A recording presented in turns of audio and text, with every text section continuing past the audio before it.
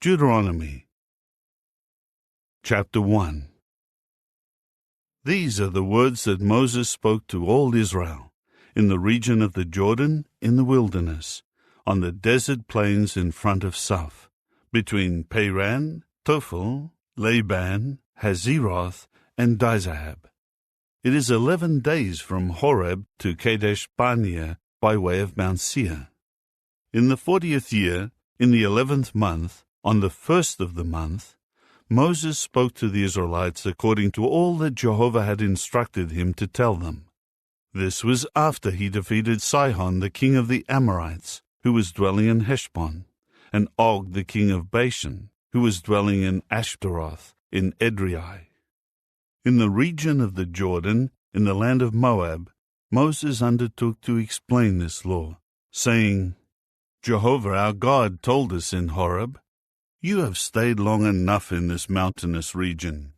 Turn and set out for the mountainous region of the Amorites, and toward all their neighbors in the Arabah, the mountainous region, the Shephelah, the Negeb, and the sea coast, the land of the Canaanites, and Lebanon, up to the great river, the river Euphrates.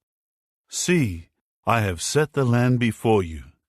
Go in and take possession of the land about which Jehovah swore to your fathers, to Abraham, Isaac, and Jacob, to give it to them and their offspring after them. And I told you at that time, I am not able to carry you by myself. Jehovah your God has multiplied you, and here you are today as numerous as the stars of the heavens. May Jehovah, the God of your forefathers, multiply you 1,000 times as many as you are, and may he bless you, just as he has promised you. How can I bear by myself the burden of you, and the load of you in your quarreling? Select wise, discreet, and experienced men of your tribes, and I will appoint them as heads over you. You answered me, What you have told us to do is good. So I took the heads of your tribes, wise and experienced men, and appointed them as heads over you, chiefs of thousands, chiefs of hundreds, chiefs of 50s, chiefs of 10s, and officers of your tribes. At that time I instructed your judges. When you hear a case between your brothers, you are to judge with righteousness between a man and his brother or a foreign resident. You must not be partial in judgment. You should hear the small one the same as the great one. You must not become intimidated by men, for the judgment belongs to God. And if a case is too difficult for you, you should present it to me, and I will hear it. At that time I instructed you regarding all the things that you should do.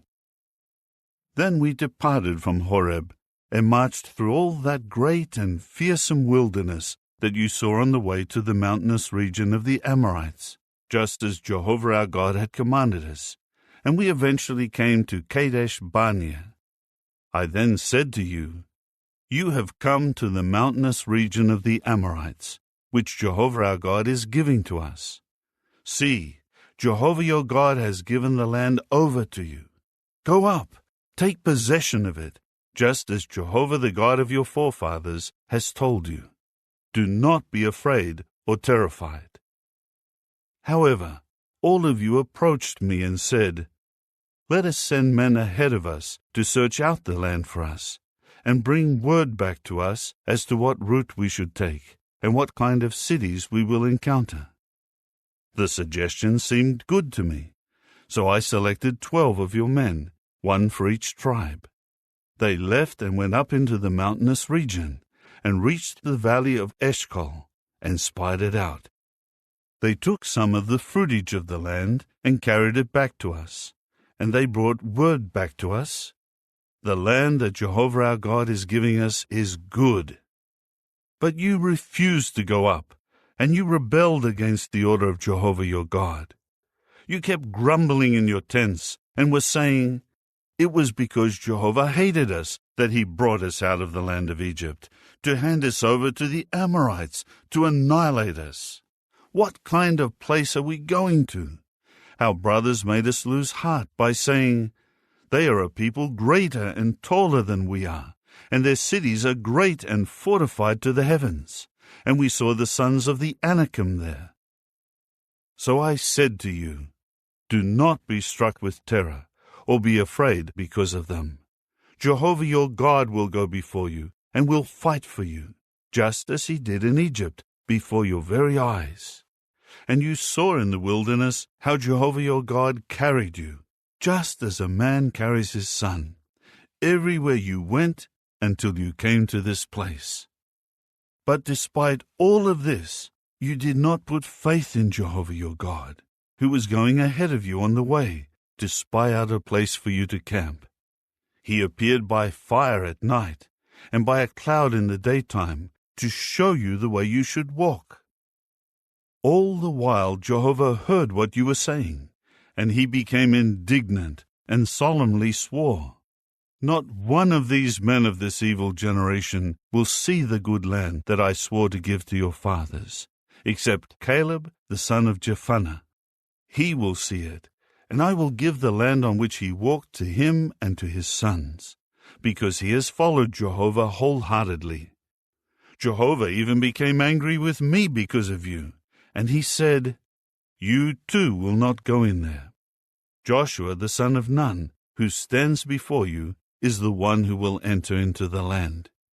Make him strong, for he will cause Israel to inherit it. Moreover, your children, who you said would become plunder, and your sons, who today do not know good or bad, these will enter, and I will give it to them to possess. But as for you, turn back and depart for the wilderness by the way of the Red Sea." At this you said to me, "We have sinned against Jehovah.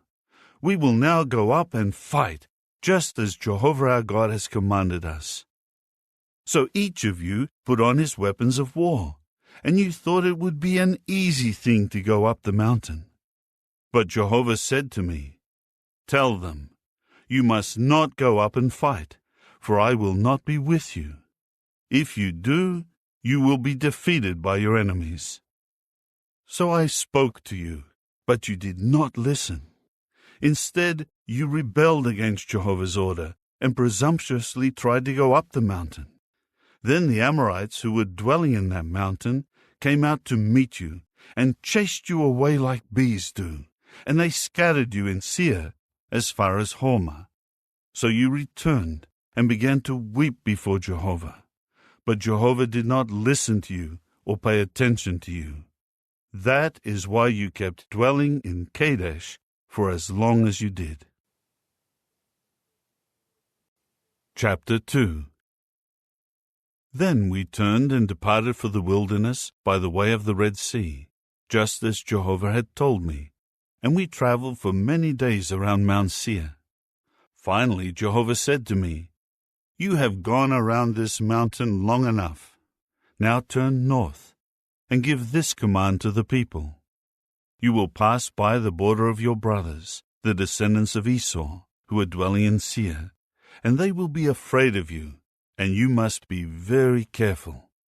Do not engage in hostilities with them, for I will not give you any of their land, not even the space of a footprint, because I have given Mount Seir to Esau as his possession.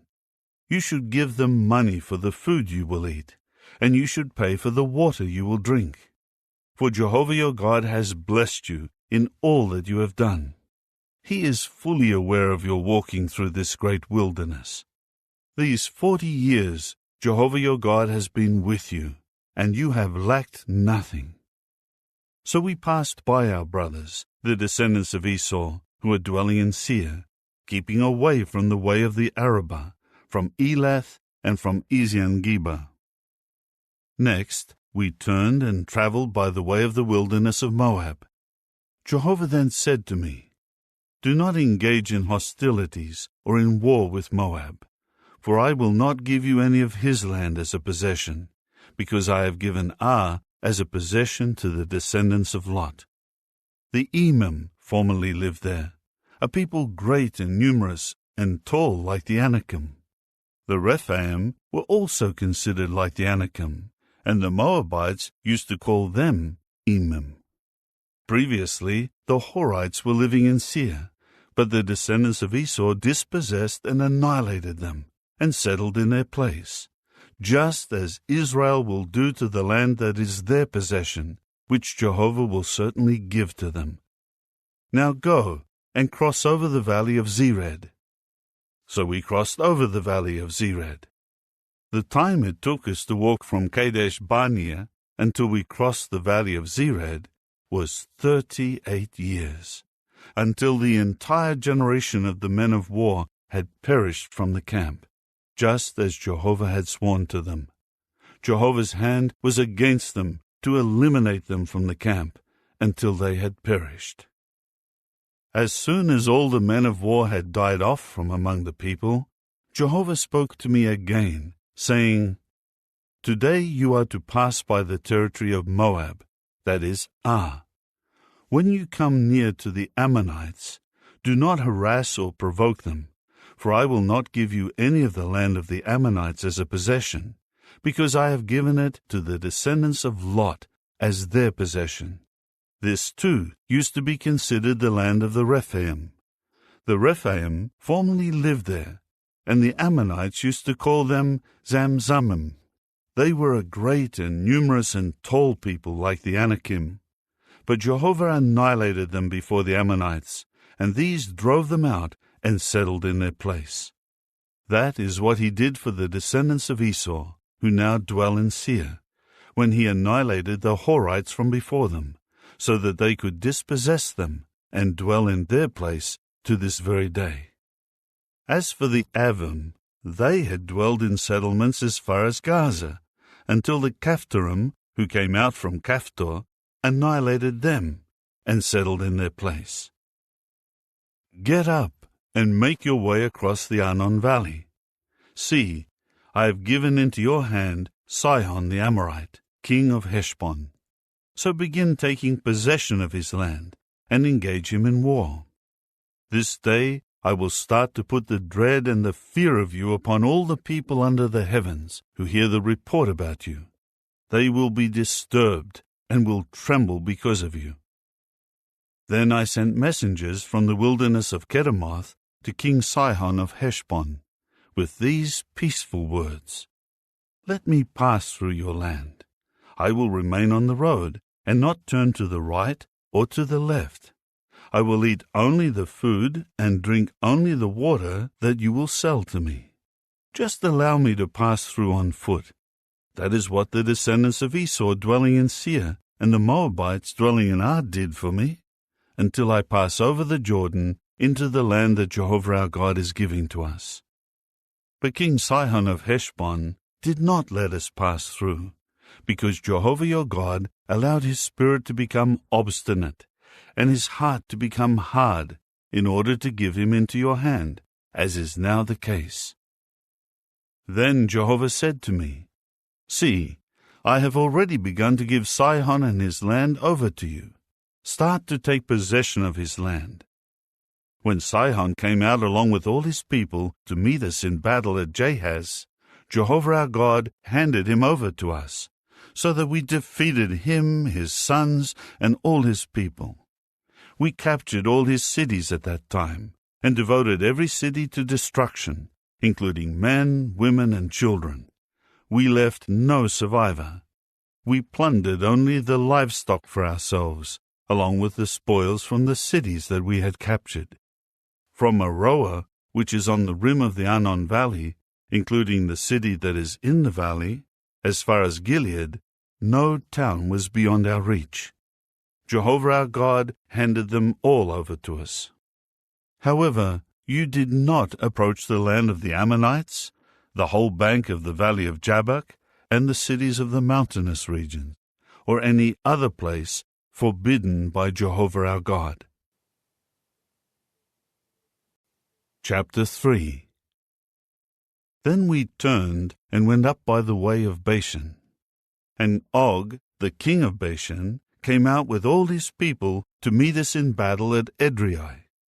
So Jehovah said to me, Do not be afraid of him, For I will give him and all his people and his land into your hand, and you will do to him just as you did to Sihon, the king of the Amorites, who lived in Heshbon. So Jehovah our God also gave King Og of Bashan and all his people into our hand, and we kept striking him down until none of his people survived. We then captured all his cities. There was no town that we did not take from them. 60 cities, all the region of Argob, the kingdom of Og in Bashan. All these cities were fortified, with high walls, gates, and bars, along with a great number of rural towns. However, we devoted them to destruction, just as we had done to King Sihon of Heshbon, in devoting every city to destruction, including men, women, and children.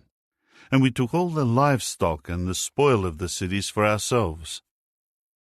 At that time we seized the land of the 2 Amorite kings who were in the region of the Jordan, from the Arnon valley as far as Mount Hermon, the mountain that the Sidonians used to call Syrian, and the Amorites used to call Senia, all the cities of the tableland, all Gilead, and all Bashan, as far as Salekah and Edrei, the cities of the kingdom that belonged to Og in Bashan.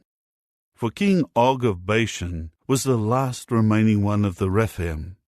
His bier was made of iron, and it is still in Rabbah of the Ammonites. It is 9 cubits long and 4 cubits wide by the standard cubit. At that time we took possession of this land, from Aroer, which is by the Arnon valley, and half of the mountainous region of Gilead, and I have given its cities to the Reubenites and the Gadites. And the rest of Gilead, and all Bashan of the kingdom of Og, I have given to the half-tribe of Manasseh. All the region of Argob, which belongs to Bashan, was known as the land of the Rephaim. Jair, the son of Manasseh, took all the region of Argob as far as the boundary of the Geshurites and the Maacathites, and named those villages of Bashan after himself, Havoth Jair, to this day. And I have given Gilead to Machir. And to the Reubenites and the Gadites I have given from Gilead to the Arnon valley, with the middle of the valley as a boundary, and as far as Jabbok, the valley that is the boundary of the Ammonites, and the Arabah, and the Jordan, and the border from Kinnereth to the sea of the Arabah, the Salt Sea, at the base of the slopes of Pisgah, toward the east. I then gave you this command: Jehovah your God has given you this land to take possession of it. All your valiant men will take up arms and cross over before your brothers, the Israelites. Only your wives, your children, and your livestock, I well know that you have a great deal of livestock, will continue dwelling in the cities that I have given you, until Jehovah gives your brothers rest, as he does for you. And they also have taken possession of the land that Jehovah your God will give them across the Jordan. Then you will come back, each one to his possession that I have given you. At that time I gave this command to Joshua: You have seen with your own eyes what Jehovah your God has done to these 2 kings. Jehovah will do the same thing to all the kingdoms into which you will cross over.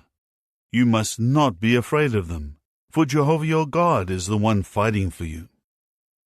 At that time I pleaded with Jehovah, saying, O sovereign Lord Jehovah, you have begun to show your servant your greatness and your mighty arm.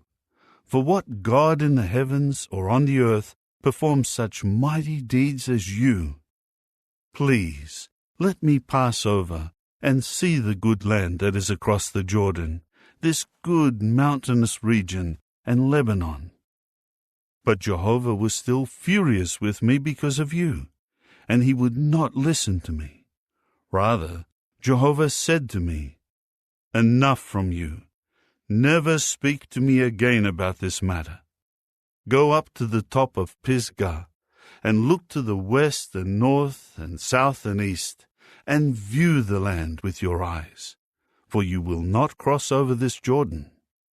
Commission Joshua and encourage him and strengthen him, because he is the one who will cross over before this people, and he is the one who will cause them to inherit the land that you will see. All this happened while we were dwelling in the valley in front of Beth Peor. Chapter 4. Now, O Israel, listen to the regulations and the judicial decisions that I am teaching you to observe, so that you may live and go in and take possession of the land that Jehovah, the God of your forefathers, is giving you. You must not add to the word that I am commanding you, neither must you take away from it, so as to keep the commandments of Jehovah your God that I am commanding you. Your own eyes have seen what Jehovah did in the case of the Baal of Peor. Jehovah your God annihilated from your midst every man who walked after the Baal of Peor. But you, who are holding fast to Jehovah your God, are all alive today.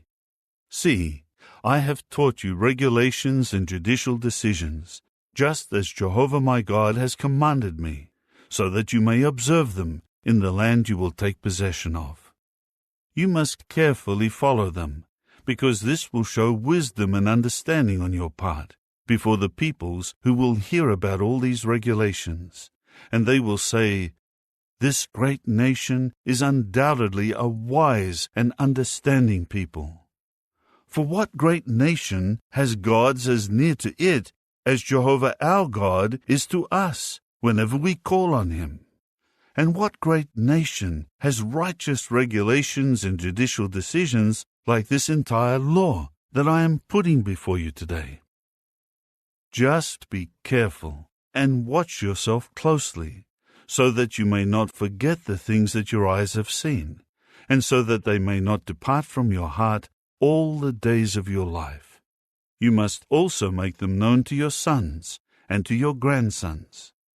On the day that you stood before Jehovah your God in Horeb, Jehovah said to me, "Congregate the people together to me, so that I may let them hear my words, in order that they may learn to fear me all the days that they are alive on the ground, and that they may teach their sons."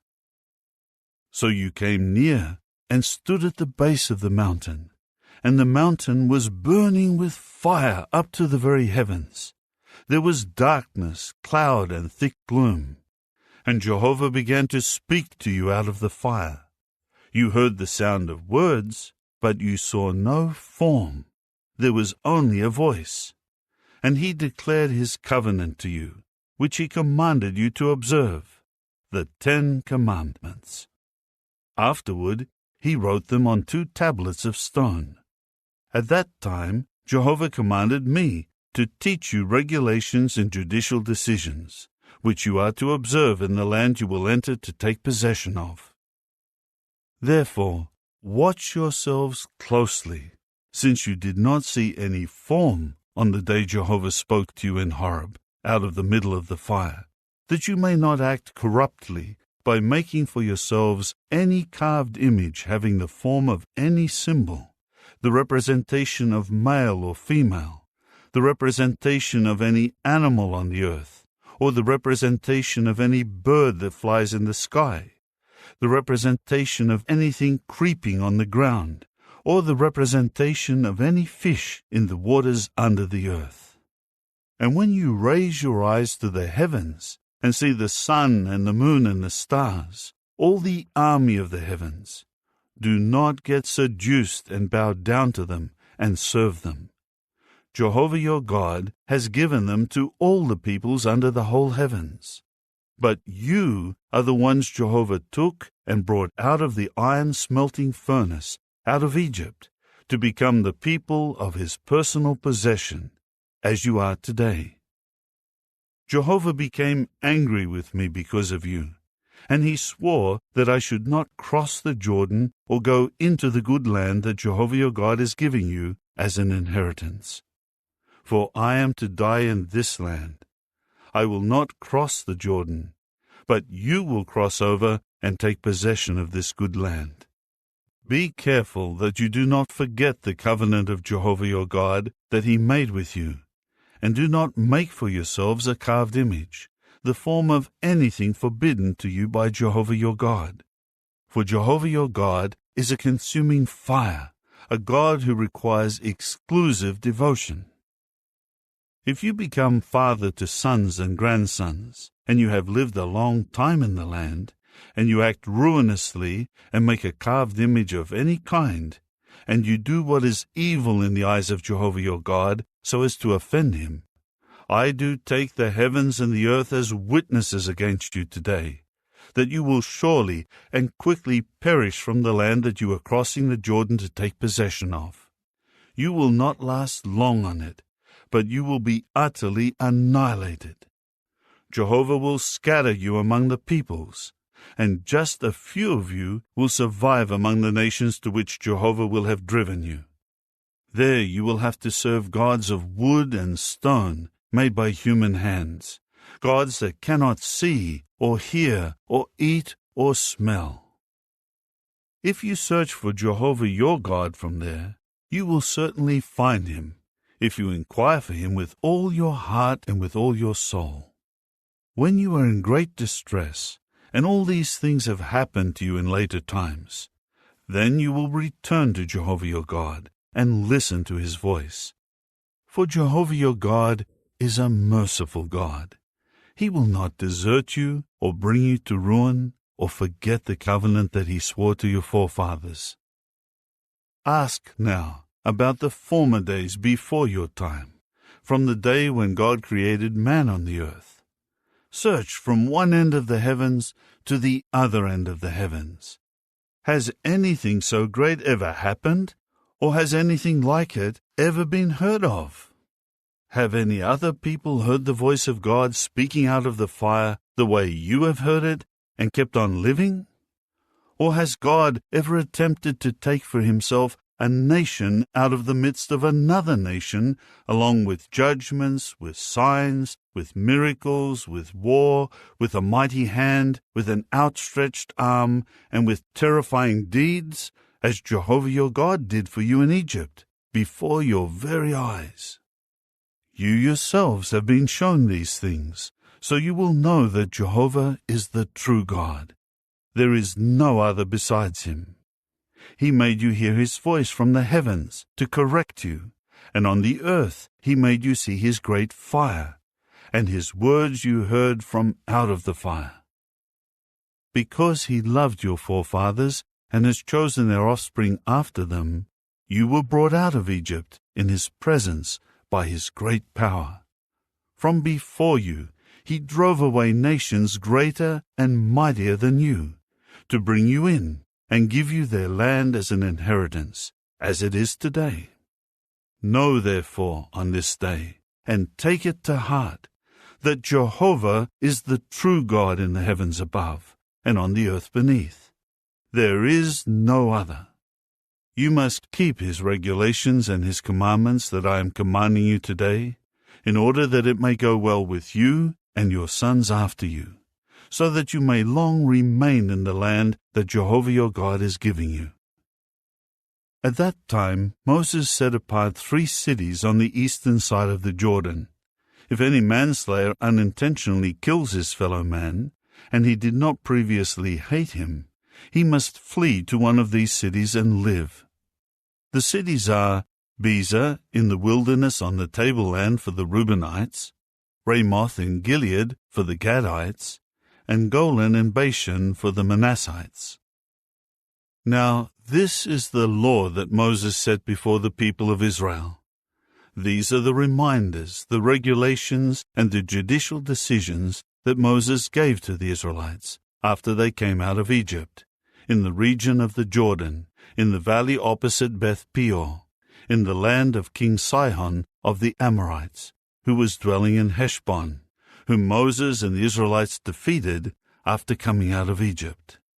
And they took possession of his land, and of the land of King Og of Bashan, the 2 kings of the Amorites who were in the region east of the Jordan, from Aroer, which is on the rim of the Arnon valley, up to Mount Sion, that is, Hermon, and all the Arabah in the region east of the Jordan, and as far as the Sea of the Arabah, at the base of the slopes of Pisgah. Chapter 5. Moses then summoned all Israel and said to them, "Hear, O Israel, the regulations and the judicial decisions that I am announcing to you today, and you must learn them and carefully observe them. Jehovah our God made a covenant with us in Horeb. It was not with our forefathers that Jehovah made this covenant, but with us, all of us alive here today. Jehovah spoke face to face with you in the mountain, out of the fire. I was standing between Jehovah and you at that time, to convey to you the word of Jehovah, for you were afraid because of the fire, and did not go up the mountain. He said, I am Jehovah your God, who brought you out of the land of Egypt, out of the house of slavery. You must never have any other gods besides me. You must not make for yourself a carved image, or a form like anything that is in the heavens above, or on the earth below, or in the waters under the earth. You must not bow down to them, nor be led to serve them. For I, Jehovah your God, am a God who requires exclusive devotion, bringing punishment for the error of fathers upon sons, upon the third generation and upon the fourth generation of those who hate me, but showing loyal love to the 1,000th generation of those who love me and keep my commandments. You must not take up the name of Jehovah your God in a worthless way, for Jehovah will not leave anyone unpunished who takes up his name in a worthless way. Observe the Sabbath day to keep it sacred, just as Jehovah your God commanded you. You are to labor and do all your work in 6 days. But the 7th day is a Sabbath to Jehovah your God. You must not do any work, neither you, nor your son, nor your daughter, nor your slave man, nor your slave girl, nor your bull, nor your donkey, nor any of your domestic animals, nor your foreign resident who is inside your cities, in order that your slave man and your slave girl may rest the same as you. Remember that you became a slave in the land of Egypt, and that Jehovah your God brought you out of there with a mighty hand and an outstretched arm. That is why Jehovah your God commanded you to observe the Sabbath day. Honor your father and your mother, just as Jehovah your God has commanded you, so that you may live a long time, and you may prosper in the land that Jehovah your God is giving you. You must not murder. Neither must you commit adultery. Neither must you steal. Neither must you testify to a falsehood against your fellow man. Neither must you desire your fellow man's wife. Neither must you selfishly desire your fellow man's house, nor his field, nor his slave man, nor his slave girl, nor his bull, nor his donkey, nor anything that belongs to your fellow man. These commandments Jehovah spoke to all your congregation on the mountain, out of the fire, the cloud, and the thick gloom, with a loud voice, and he added nothing further. Then he wrote them on 2 tablets of stone, and gave them to me. But as soon as you had heard the voice out of the darkness, while the mountain was burning with fire, all the heads of your tribes and the elders approached me. Then you said, Here Jehovah our God has shown us his glory and his greatness, and we have heard his voice out of the fire. Today we have seen that God can speak with man, and he can keep living. Now, why should we die? For this great fire may consume us. If we continue hearing the voice of Jehovah our God, we are sure to die. For who is there of all flesh who has heard the voice of the living God speaking out of the fire as we did, and yet goes on living? You yourself must go near to hear all that Jehovah our God will say, and you will be the one to tell us all that Jehovah our God says to you, and we will listen and do it. So Jehovah heard the words you spoke to me, and Jehovah said to me, I have heard the words that this people have spoken to you. All they have said is good. if only they would always have a heart inclined to fear me, and to keep all my commandments. Then it would go well with them and their sons forever. Go say to them, return to your tents. But you should stay here with me, and let me tell you all the commandments, the regulations, and the judicial decisions that you should teach to them, and that they are to observe in the land that I am giving them to take possession of. Now you people should be careful to do just as Jehovah your God has commanded you. You must not turn to the right or to the left. You should walk in all the way that Jehovah your God has commanded you, in order that you may live and prosper, and prolong your days in the land that you will take possession of. Chapter 6. Now these are the commandments, the regulations, and the judicial decisions that Jehovah your God has given to teach you, so that you may observe them when you cross over into the land that you are to take possession of, in order that you may fear Jehovah your God, and keep all his statutes and his commandments that I am commanding you, you and your son and your grandson, all the days of your life, so that you may live a long time.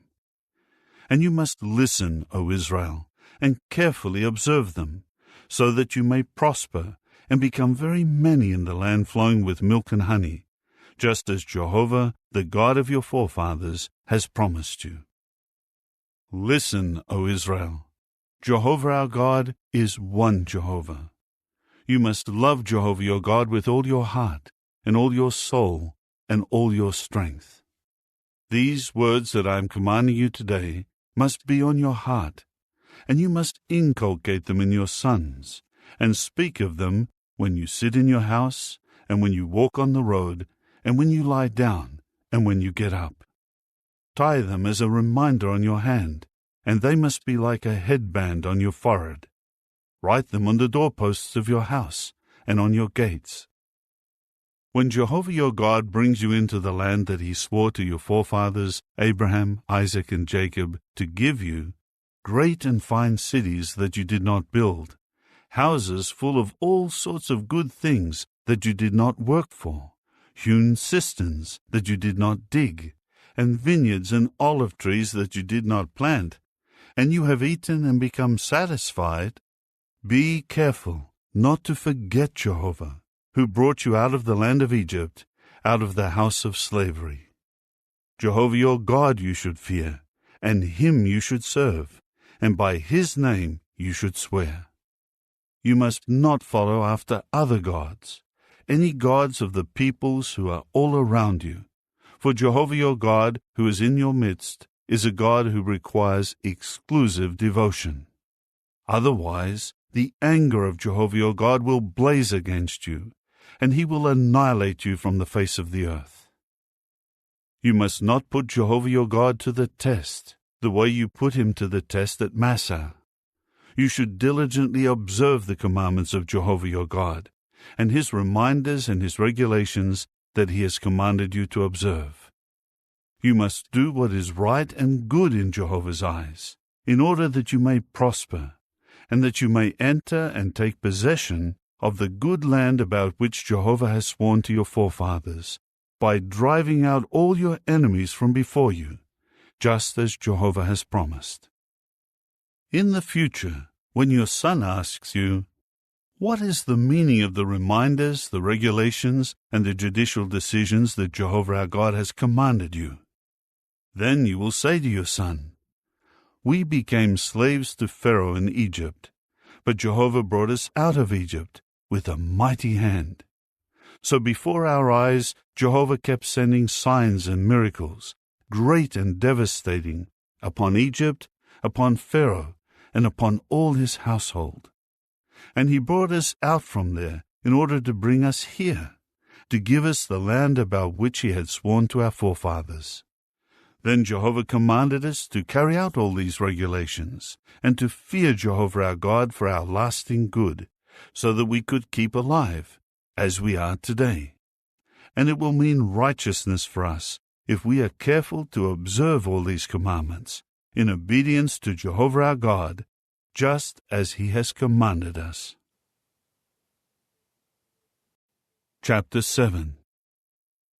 When Jehovah your God brings you into the land you are about to enter and take possession of, he will also clear away populous nations from before you, the Hittites, the Girgashites, the Amorites, the Canaanites, the Perizzites, the Hivites, and the Jebusites, 7 nations more populous and mightier than you are.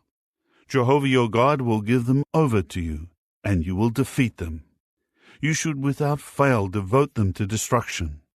You must not make any covenant with them, nor show them any favor. You must not form any marriage alliances with them. Do not give your daughters to their sons, or take their daughters for your sons, for they will turn your sons away from following me to serve other gods. Then Jehovah's anger will blaze against you, and he will swiftly annihilate you. Instead, this is what you should do to them. Tear down their altars, break up their sacred pillars, cut down their sacred poles, and burn up their graven images. For you are a holy people to Jehovah your God, and Jehovah your God has chosen you to become his people, his special property, out of all the peoples who are on the face of the earth. It was not because you were the most numerous of all the peoples that Jehovah showed affection for you and chose you, for you were the smallest of all the peoples. Rather, it was because of Jehovah's love for you, and because he kept the oath that he had sworn to your forefathers that Jehovah brought you out with a mighty hand, to redeem you from the house of slavery, from the power of Pharaoh, king of Egypt. You well know that Jehovah your God is the true God, the faithful God, keeping his covenant and loyal love to 1,000 generations of those who love him and keep his commandments. But those who hate him, he will repay to their face with destruction. He will not be slow to deal with those who hate him. He will repay them to their face. Therefore, take care to keep the commandments and the regulations and the judicial decisions that I am commanding you today, by observing them. If you continue listening to these judicial decisions, and you observe them and carry them out, Jehovah your God will keep the covenant and the loyal love about which he swore to your forefathers. He will love you and bless you and multiply you. Yes, he will bless you with many children, and with the produce of your soil, your grain, your new wine, your oil, the calves of your herds, and the lambs of your flocks, in the land that he swore to your forefathers to give to you. You will become the most blessed of all the peoples. No man or woman among you will be childless, nor will your livestock be without young.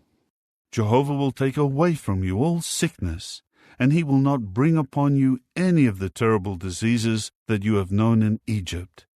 Instead, he will bring them upon all those who hate you. You are to destroy all the peoples whom Jehovah your God gives over to you. You must not feel sorry for them, and you must not serve their gods, because that would be a snare to you. If you should say in your heart, "These nations outnumber us. How can I drive them away?" You must not be afraid of them. You should remind yourself of what Jehovah your God did to Pharaoh and all Egypt, the great judgments that your eyes saw, and the signs and the miracles, and the mighty hand and the outstretched arm with which Jehovah your God brought you out. That is what Jehovah your God will do to all the peoples you fear. Jehovah your God will send the feeling of dejection upon them, until those who were left remaining and who were concealing themselves from before you perish. Do not be struck with terror because of them, for Jehovah your God is with you, a great and awe-inspiring God. Jehovah your God will certainly drive these nations away from before you, little by little. You will not be allowed to put an end to them quickly, so that the wild animals of the field will not multiply against you. Jehovah your God will give them over to you, and utterly defeat them until they are annihilated. He will give their kings into your hand, and you will wipe out their names from under the heavens. Nobody will stand up to you until you have exterminated them. You should burn the graven images of their gods in the fire. Do not desire the silver and the gold on them, or take it for yourself, so that you are not ensnared by it, for it is something detestable to Jehovah your God. You must not bring a detestable thing into your house, and thereby become something devoted to destruction like it.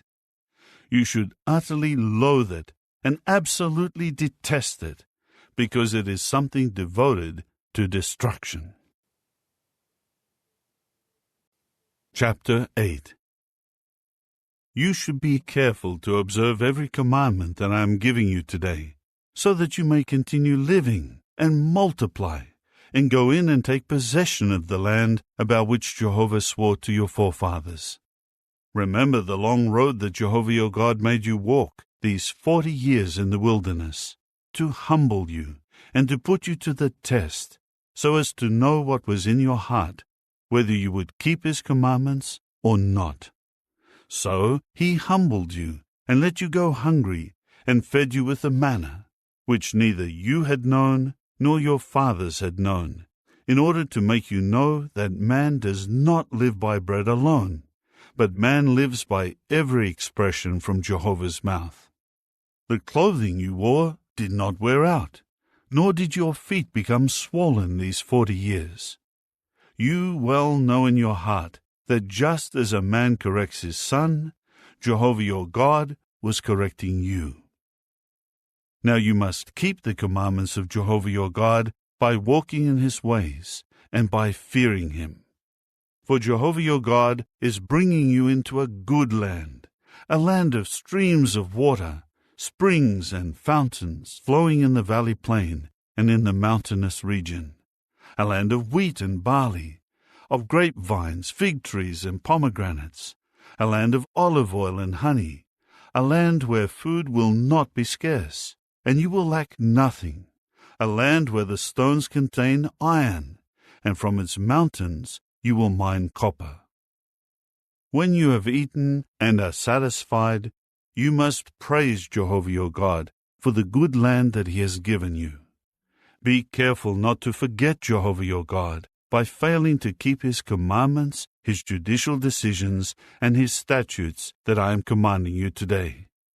When you eat and are satisfied, and you build fine houses and dwell in them, when your herd and your flocks multiply, and your silver and gold increase, and you have an abundance of everything, do not let your heart become proud and cause you to forget Jehovah your God, who brought you out of the land of Egypt, out of the house of slavery, who caused you to walk through the great and fearsome wilderness with poisonous serpents and scorpions, and with parched ground that has no water.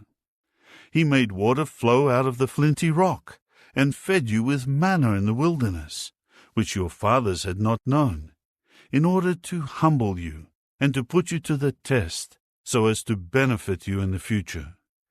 If you should say in your heart, "My own power and the strength of my own hand have produced this wealth for me," remember that it is Jehovah your God who gives power to you to make wealth, in order to carry out his covenant that he swore to your forefathers, as it is today. If you should ever forget Jehovah your God, and you walk after other gods, and serve them, and bow down to them, I do bear witness against you today that you will surely perish. Like the nations that Jehovah is destroying before you, that is how you will perish, because you would not listen to the voice of Jehovah your God.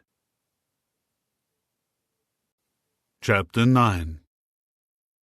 Hear, O Israel, today you are crossing the Jordan to go in and dispossess nations greater and mightier than you, cities great and fortified to the heavens, a people great and tall, the sons of the Anakim, about whom you know and have heard it said, "Who can stand up to the sons of Anak?" Therefore you should know this day that Jehovah your God will cross ahead of you. He is a consuming fire, and he will annihilate them. He will subdue them before your eyes, so that you may quickly drive them out and destroy them, just as Jehovah has promised you. Do not say in your heart, when Jehovah your God drives them away from before you, "It was because of my own righteousness that Jehovah has brought me in to take possession of this land." Rather, it is because of the wickedness of these nations that Jehovah is driving them away from before you. It is not because of your righteousness or the uprightness of your heart that you are going in to take possession of their land.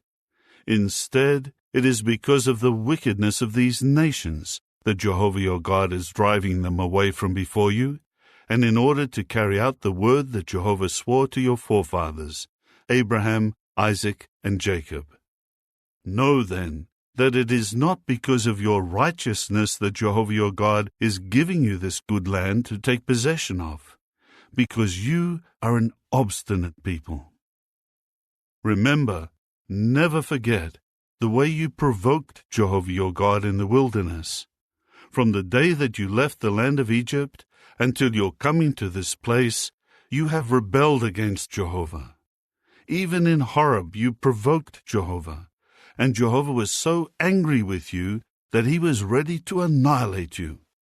When I went up the mountain to receive the stone tablets, the tablets of the covenant that Jehovah made with you, I remained on the mountain 40 days and 40 nights, eating no food and drinking no water. Then Jehovah gave me the 2 tablets of stone, written on with God's finger, and on them were all the words that Jehovah had spoken to you on the mountain, out of the fire, in the day of the assembly. At the end of the 40 days and 40 nights, Jehovah gave me the 2 tablets of stone, the tablets of the covenant. And Jehovah told me, "Get up, go down quickly from here, because your people whom you brought out of Egypt have acted corruptly. They have quickly turned aside from the path I commanded them to follow. They have made a metal image for themselves." Jehovah then said to me, "I have seen this people, and look, it is an obstinate people. Let me be, and I will annihilate them, and wipe out their name from under the heavens. And let me make you a nation mightier and more numerous than they are." Then I turned and went down the mountain, while the mountain was burning with fire, and the 2 tablets of the covenant were in both my hands. Then I looked and saw that you had sinned against Jehovah your God. You had made a metal calf for yourselves. You had turned aside quickly from the path Jehovah had commanded you to follow. So I took hold of the 2 tablets and threw them down with both my hands and shattered them before your eyes. Then I prostrated myself before Jehovah, as at first, for 40 days and 40 nights. I neither ate food nor drank water, because of all the sins that you had committed by your doing what was evil in Jehovah's eyes and offending him. For I was terrified because of Jehovah's great anger against you, in that he was ready to annihilate you. However, Jehovah listened to me that time also. Jehovah was so angry with Aaron that he was ready to annihilate him, but I made supplication for Aaron at that time also. Then I took the sinful thing you made, the calf, and burned it up in the fire. I crushed it and ground it thoroughly until it was fine like dust, and I threw the dust into the stream that flows down from the mountain. Further, at Taberah, at Massa, and at Kibroth Hattaavah, you also provoked Jehovah to anger. When Jehovah sent you out of Kadesh Barnea and said, "Go up and take possession of the land that I will certainly give you," you again rebelled against the order of Jehovah your God, and you did not exercise faith in him, and did not obey him. You have rebelled against Jehovah ever since I have known you. So I kept prostrating myself before Jehovah 40 days and 40 nights. For I prostrated myself in this way because Jehovah said he would annihilate you. I began to make supplication to Jehovah and to say, O sovereign Lord Jehovah, do not bring your people to ruin. They are your personal possession, whom you redeemed through your greatness and brought out of Egypt with a mighty hand. Remember your servants Abraham, Isaac, and Jacob. Do not pay attention to the stubbornness of this people, their wickedness, and their sin. Otherwise the people of the land from which you brought us may say, Jehovah was unable to bring them into the land that he promised them, and because he hated them, he brought them out to put them to death in the wilderness. For they are your people and your personal possession, whom you brought out with your great power and your outstretched arm. Chapter 10. At that time Jehovah said to me, Carve out for yourself 2 tablets of stone, like the first ones, and come up to me on the mountain. Also you must make for yourself an ark of wood. And I will write on the tablets the words that appeared on the first tablets, which you shattered, and you should place them in the ark. So I made an ark of acacia wood, and carved out 2 tablets of stone, like the first ones, and went up the mountain with the 2 tablets in my hand. Then he wrote on the tablets the words he had written before, the 10 Commandments, which Jehovah had spoken to you on the mountain out of the fire on the day of the assembly. And Jehovah gave them to me. Then I turned and went down the mountain, and placed the tablets in the ark that I had made, where they remain, just as Jehovah had commanded me. The Israelites then departed from Beeroth Benejaakan for Mosera. There Aaron died and was buried, and his son Eleazar began to serve as priest in his place. From there they departed for Gudgodah, and from Gudgodah for Jotbathah, a land flowing with streams of water. At that time Jehovah set apart the tribe of Levi to carry the ark of Jehovah's covenant, to stand before Jehovah in order to minister to him, and to bless in his name, as they do to this day. That is why Levi has not been given a share or an inheritance with his brothers. Jehovah is his inheritance, just as Jehovah your God had said to him. I myself stayed on the mountain as I did the first time, 40 days and 40 nights, and Jehovah listened to me on that occasion also. Jehovah did not want to destroy you. Then Jehovah said to me, Go ahead of the people, and prepare to depart, so that they may go in and take possession of the land that I have sworn to their forefathers to give to them. Now, O Israel, what is Jehovah your God asking of you? Only this, to fear Jehovah your God, to walk in all his ways, to love him, to serve Jehovah your God with all your heart and all your soul, and to keep the commandments and statutes of Jehovah that I am commanding you today for your own good. Look, to Jehovah your God belong the heavens, even the heavens of the heavens, and the earth, with all that is in it. But only to your forefathers did Jehovah draw close and express his love, and he has chosen you, their offspring, out of all the peoples, as you are today. You must now cleanse your hearts and stop being so stubborn. For Jehovah your God is the God of gods and the Lord of lords, the God great, mighty, and awe-inspiring, who treats none with partiality and does not accept a bribe. He executes justice for the fatherless child and the widow, and loves the foreign resident, giving him food and clothing. You too must love the foreign resident, for you became foreign residents in the land of Egypt. Jehovah your God you should fear, him you should serve, to him you should cling, and by his name you should swear. He is the one you are to praise. He is your God, who has done all these great and awe-inspiring things for you, that your own eyes have seen. With 70 people your forefathers went down into Egypt, and now Jehovah your God has made you as numerous as the stars of the heavens. Chapter 11. You must love Jehovah your God and always keep your obligation to him and his statutes, his judicial decisions, and his commandments. You know that today I am addressing you, not your sons, who have not known or seen the discipline of Jehovah your God, his greatness, his mighty hand, and his outstretched arm. They did not see his signs and his deeds that he did in Egypt, to Pharaoh king of Egypt, and to all his land, or what he did to the armies of Egypt, to Pharaoh's horses and war chariots, which were overwhelmed by the waters of the Red Sea, when they were chasing after you, and Jehovah destroyed them once and for all.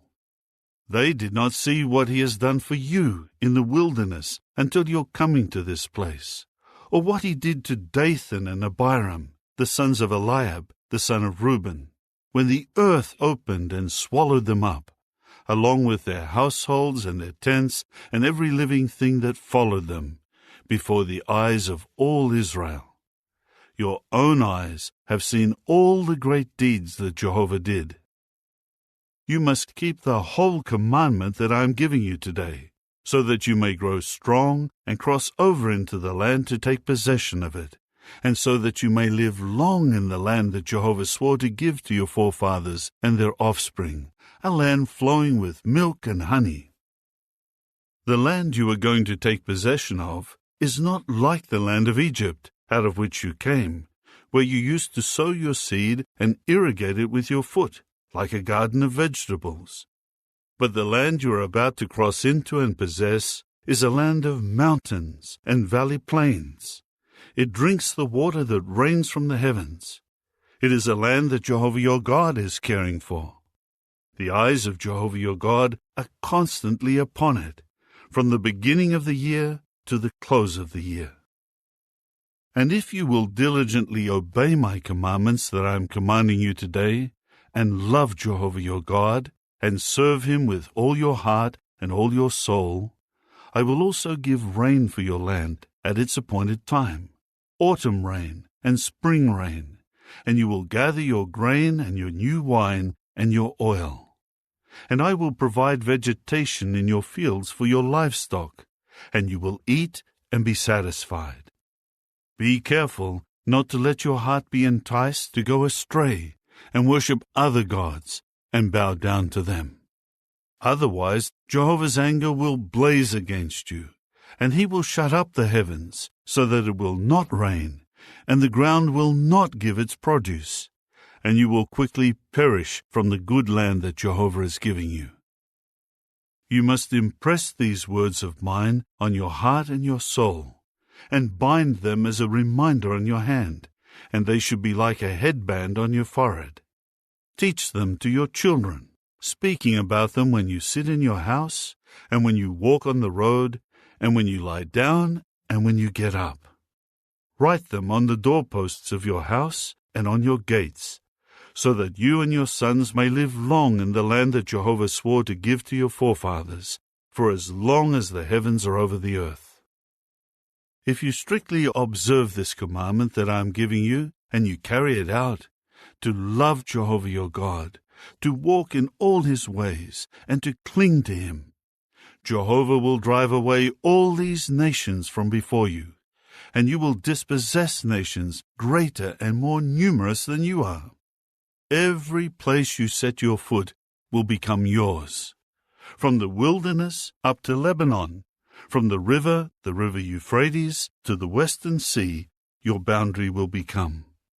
Nobody will stand up to you. Jehovah your God will spread the dread and the fear of you over the whole land on which you walk, just as he promised you. See, I am putting before you today a blessing and a curse. The blessing, if you obey the commandments of Jehovah your God that I am commanding you today, and the curse, if you do not obey the commandments of Jehovah your God, and you turn aside from the way I am commanding you to follow today, and you follow gods that you have not known. When Jehovah your God brings you into the land you are to possess, you must pronounce the blessing on Mount Gerizim, and the curse on Mount Ebal. Are they not on the other side of the Jordan, toward the west, in the land of the Canaanites who live in the Arabah, opposite Gilgal, beside the big trees of Moreh? For you are crossing the Jordan to enter and take possession of the land that Jehovah your God is giving you. When you take possession of it and live in it, you must be careful to carry out all the regulations and the judicial decisions that I am putting before you today. Chapter 12. These are the regulations and the judicial decisions that you should be careful to carry out all the days that you are alive in the land that Jehovah the God of your forefathers will give you to possess. You should completely destroy all the places where the nations you will dispossess have served their gods, whether on the high mountains, or on the hills, or under any luxuriant tree. You should pull down their altars, shatter their sacred pillars, burn their sacred poles in the fire, and cut down the graven images of their gods, obliterating their very names from that place. You must not worship Jehovah your God in that way. Rather, seek Jehovah your God, wherever he chooses to establish his name and his place of residence among all your tribes, and go there. That is where you are to bring your burnt offerings, your sacrifices, your tithes, the contribution from your hand, your vow offerings, your voluntary offerings, and the firstborn of your herd and flock. You and your households must eat there before Jehovah your God, and rejoice in all your undertakings, because Jehovah your God has blessed you. You must not do as we are doing here today, with everyone doing whatever is right in his own eyes, because you have not yet come into the resting place and the inheritance that Jehovah your God is giving you. When you do cross the Jordan and dwell in the land that Jehovah your God is giving you to possess, he will certainly give you rest from all your enemies around you, and you will dwell in security. You will bring all that I am commanding you to the place that Jehovah your God chooses to have his name reside. Your burnt offerings, your sacrifices, your tithes, the contribution from your hand, and every vow offering that you vow to Jehovah. You will rejoice before Jehovah your God, you and your sons, your daughters, your male and female slaves, and the Levite inside your cities, for he has not been given a share or an inheritance with you. Be careful not to offer up your burnt offerings in any other place you may see. You should offer your burnt offerings only in the place that Jehovah chooses in one of your tribal territories, and there you should do everything I am commanding you. But whenever you desire it, you may slaughter and eat meat, according to the blessing that Jehovah your God has given you in all your cities. The unclean person and the clean person may eat it, as you would eat a gazelle or a deer. But you must not eat the blood. You should pour it out on the ground like water. You will not be allowed to eat within your cities the 10th part of your grain, your new wine, your oil, the firstborn of your herd and flock, any of your vow offerings that you vow, your voluntary offerings, or the contribution from your hand. These you are to eat before Jehovah your God, in the place Jehovah your God will choose. You and your son, your daughter, your male and female servant, and the Levite inside your cities. And you will rejoice before Jehovah your God in all your undertakings. Be careful not to neglect the Levite as long as you live in your land. When Jehovah your God enlarges your territory, just as he has promised you, and you say, I want to eat meat, because you desire to eat meat, you may eat meat whenever you desire it.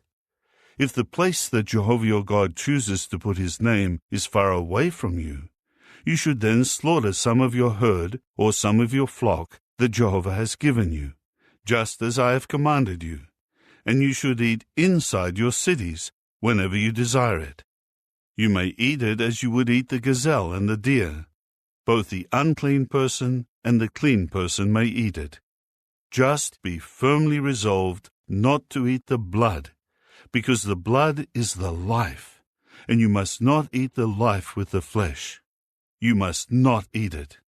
You should pour it out on the ground like water. You must not eat it, so that it may go well with you and your children after you, because you are doing what is right in Jehovah's eyes. You should take only the holy things that are yours and your vow offerings when you come to the place that Jehovah will choose. There you will offer your burnt offerings, the flesh and the blood, on the altar of Jehovah your God, and the blood of your sacrifices should be poured out against the altar of Jehovah your God, but the flesh you may eat. Be careful to obey all these words that I am commanding you, so that it may always go well with you and your sons after you, because you are doing what is good and right in the eyes of Jehovah your God. When Jehovah your God annihilates the nations that you are to dispossess, and you are living in their land, be careful not to be entrapped after they have been annihilated from before you. Do not ask about their gods, saying, "How were these nations accustomed to serve their gods? I too will do the same." You must not do this to Jehovah your God, because they do for their gods every detestable thing that Jehovah hates, even burning their sons and their daughters in the fire to their gods. Every word that I am commanding you is what you should be careful to do. You must not add to it, nor take away from it. Chapter 13. In case a prophet or one who foretells by dreams arises in your midst and gives you a sign or a portent, and the sign or the portent about which he spoke to you comes true, while he is saying, "Let us walk after other gods, gods that you have not known, and let us serve them," you must not listen to the words of that prophet or that dreamer. For Jehovah your God is testing you, to know whether you love Jehovah your God with all your heart and all your soul. After Jehovah your God you should walk, him you should fear, his commandments you should keep, to his voice you should listen. He is the one you should serve, and to him you should hold fast. But that prophet or that dreamer should be put to death, because he encouraged rebellion against Jehovah your God, who brought you out of the land of Egypt and redeemed you from the house of slavery, to turn you from the way in which Jehovah your God has commanded you to walk. And you must remove what is evil from your midst. If your brother, the son of your mother, or your son or your daughter, or your cherished wife, or your closest companion should try to entice you in secrecy, saying, "Let us go and serve other gods," gods that neither you nor your forefathers have known, from the gods of the peoples all around you, whether near you or those far away from you, from one end of the land to the other end of the land. You must not give in to him or listen to him, nor should you show pity or feel compassion or protect him. Instead, you should kill him without fail. Your hand should be the first to come upon him to put him to death, and the hand of all the people afterward. And you must stone him to death, because he has sought to turn you away from Jehovah your God, who has brought you out of the land of Egypt, out of the house of slavery. Then all Israel will hear and become afraid, and they will never again do anything bad like this among you. In case you hear it said in one of your cities that Jehovah your God is giving you to occupy, good-for-nothing men have gone out among you to turn away the inhabitants of their city, saying, "Let us go and serve other gods," gods that you have not known, you should look into the matter, making a thorough investigation and inquiry. And if it is confirmed to be true that this detestable thing has been done among you, you should without fail strike down the inhabitants of that city with the sword. Devote it and everything that is in it, including its livestock, to destruction by the sword. You should then collect all its spoil into the middle of its public square, and burn the city with fire, and its spoil will serve as a whole offering to Jehovah your God. It will become a permanent heap of ruins. It should never be rebuilt. Your hand should take nothing that was set apart for destruction, so that Jehovah may turn away from his burning anger, and show you mercy and compassion, and multiply you, just as he has sworn to your forefathers. For you should obey Jehovah your God by keeping all his commandments that I am commanding you today, thus doing what is right in the eyes of Jehovah your God. Chapter 14. You are sons of Jehovah your God. Do not cut yourselves, or shave your foreheads bald for a dead person.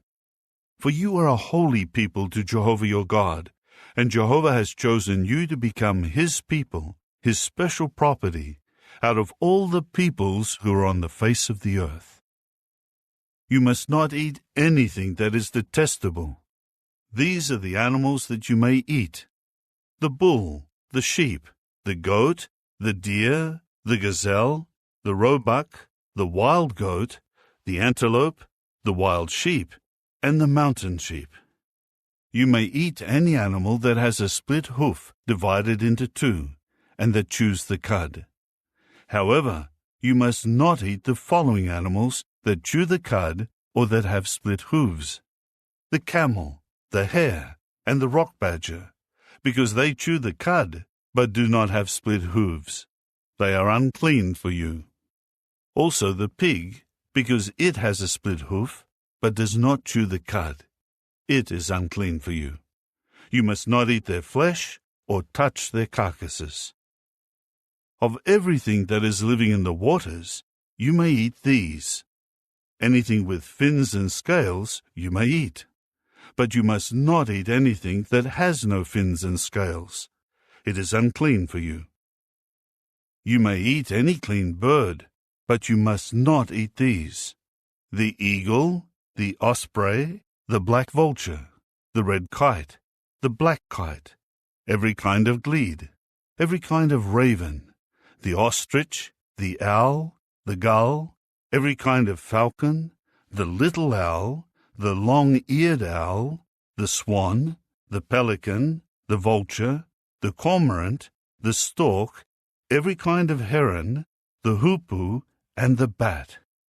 Every winged swarming creature also is unclean for you. They should not be eaten. Any clean flying creature you may eat. You must not eat any animal that was found dead. You may give it to the foreign resident who is inside your cities, and he may eat it, or it may be sold to a foreigner. For you are a holy people to Jehovah your God. You must not boil a young goat in its mother's milk. You must, without fail, give 1/10 of everything your seed produces in the field, year by year. You will eat the 10th part of your grain, your new wine, your oil, and the firstborn of your herd and your flock before Jehovah your God, in the place that he chooses to have his name reside, so that you may learn to fear Jehovah your God always. But if the journey should be too long for you, and you are not able to carry it to the place that Jehovah your God chooses as the place for his name, because it is far away from you, because Jehovah your God will bless you, you may then convert it into money, and with your money in hand, travel to the place that Jehovah your God will choose. You may then spend the money on whatever you desire: cattle, sheep, goats, wine and other alcoholic beverages, and anything you please. And you will eat there before Jehovah your God, and rejoice, you and your household. And do not neglect the Levite who is inside your cities, for he has not been given a share or an inheritance with you. At the end of every 3 years, you should bring out the entire 10th part of your produce for that year, and deposit it inside your cities. Then the Levite, who has not been given a share or an inheritance with you, the foreign resident, the fatherless child, and the widow who are in your cities, will come and eat their fill, so that Jehovah your God may bless you in all that you do. Chapter 15. At the end of every 7 years, you should grant a release. This is the nature of the release. Every creditor will release his neighbor from the debt he incurred. He should not demand payment from his neighbor or his brother, for it will be proclaimed a release to Jehovah. You may demand payment from the foreigner, but you should release your claim on whatever your brother owes you. However, no one among you should become poor, for Jehovah will surely bless you in the land that Jehovah your God is giving you to possess as an inheritance, but only if you strictly obey the voice of Jehovah your God and carefully observe all this commandment that I am giving you today. For Jehovah your God will bless you, just as he has promised you, and you will lend to many nations, but you will not need to borrow, and you will dominate many nations, but they will not dominate you. If one of your brothers becomes poor among you, in one of your cities of the land that Jehovah your God is giving you, do not harden your heart, or be tight-fisted toward your poor brother. For you should generously open your hand to him, and by all means lend whatever he needs or is lacking. Be careful not to harbor this evil idea in your heart. The 7th year, the year of the release, has approached. And hold back your generosity toward your poor brother, and give him nothing. If he calls out to Jehovah against you, it will be a sin on your part. You should generously give to him, and you should not give to him grudgingly, for this is why Jehovah your God will bless your every deed and undertaking. For there will always be poor people in the land. That is why I am commanding you. You should generously open up your hand to your afflicted and poor brother in your land. If one of your brothers, a Hebrew man or woman, is sold to you and has served you for 6 years, then in the 7th year you should set him free. And if you should set him free, do not send him away empty-handed. You should supply him generously with something from your flock, your threshing floor, and your press for oil and wine. Just as Jehovah your God has blessed you, you should give to him. Remember that you became a slave in the land of Egypt, and that Jehovah your God redeemed you. That is why I am commanding you to do this today. But if he says to you, I will not go out from your company, because he loves you and your household, since he has been happy while with you, you should then take an awl and put it through his ear into the door, and he will become your slave for life. You should do the same with your slave girl. Do not consider it a hardship when you set him free and he leaves you, because his service to you for 6 years was worth twice as much as that of a hired worker, and Jehovah your God has blessed you in everything that was done. You should sanctify every firstborn male of your herd and your flock to Jehovah your God. You must not do any work with the firstborn of your herd, nor shear the firstborn of your flock. You and your household should eat it before Jehovah your God year by year in the place that Jehovah will choose. But if it has a defect, lameness, blindness, or any other serious defect, you must not sacrifice it to Jehovah your God. You should eat it inside your cities, the unclean and clean person together, as though it were a gazelle or a deer. But you must not eat its blood. You should pour it out on the ground like water. Chapter 16. Observe the month of Abib, and celebrate the Passover to Jehovah your God. For in the month of Abib, Jehovah your God brought you out of Egypt by night. And you should sacrifice the Passover offering to Jehovah your God from the flock and the herd in the place that Jehovah chooses to have his name reside. You must not eat anything leavened along with it. For 7 days you should eat unleavened bread, the bread of affliction, because you came out of the land of Egypt in haste. Do this so that you may remember the day you came out of the land of Egypt as long as you live. No sourdough should be found with you in all your territory for 7 days, nor should any of the meat that you will sacrifice in the evening on the first day remain all night until the next morning. You will not be allowed to sacrifice the Passover offering in just any of the cities that Jehovah your God is giving you. But it should be done at the place that Jehovah your God chooses to have his name reside. You should sacrifice the Passover offering in the evening as soon as the sun sets, at the appointed time of your coming out of Egypt. You must cook it and eat it in the place that Jehovah your God will choose, and in the morning you may return to your own tents. 6 days you should eat unleavened bread, and on the 7th day there will be a solemn assembly to Jehovah your God. You must do no work. You should count off 7 weeks.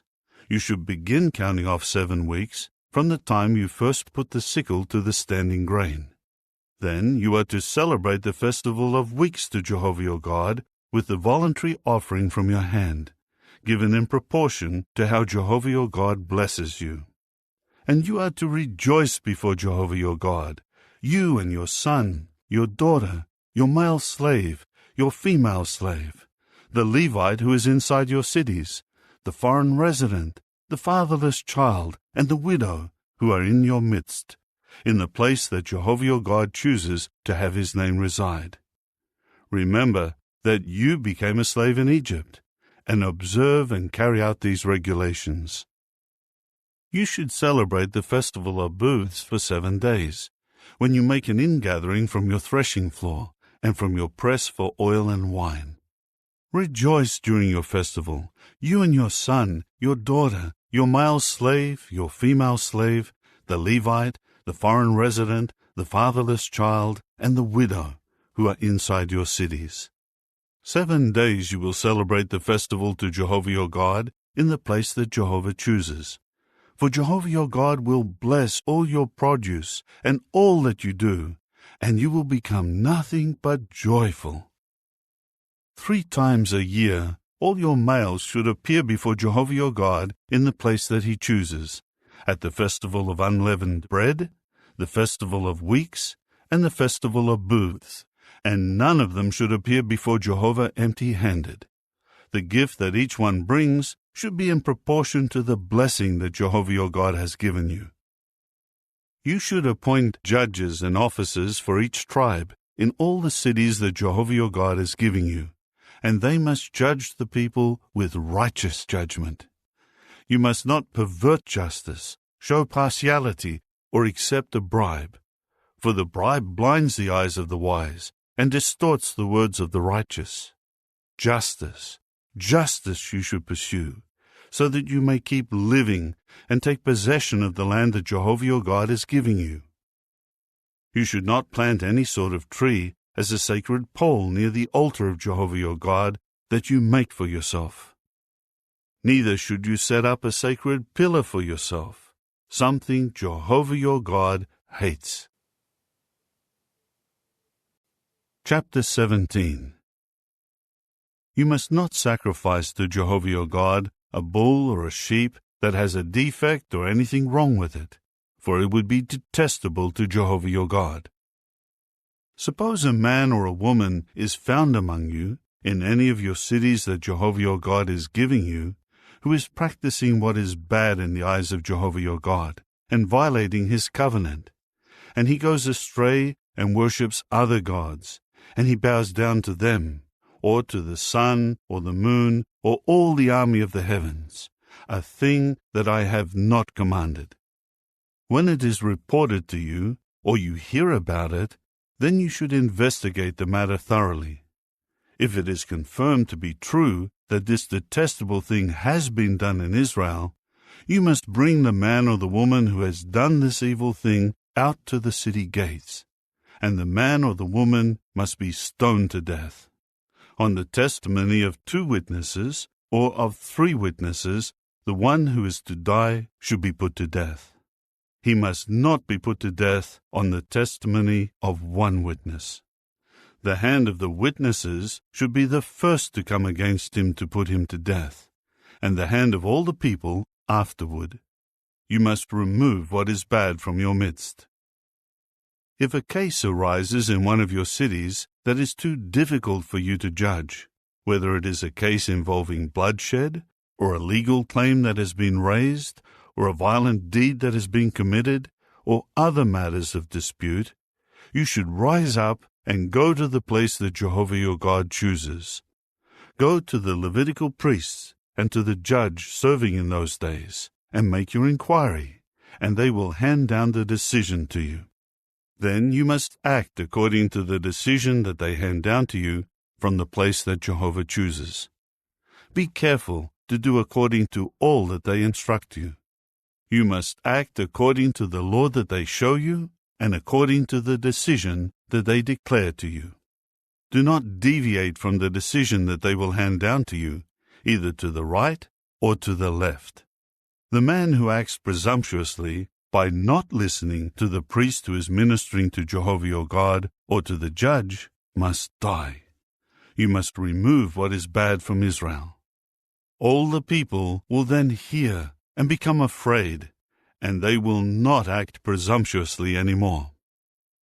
When you enter the land that Jehovah your God is giving you, and you have taken possession of it, and are living in it, and you say, "Let me appoint a king over myself, like all the nations around me," in that case you should without fail appoint a king whom Jehovah your God chooses. You should appoint a king from among your brothers. You are forbidden to appoint over yourself a foreigner who is not your brother.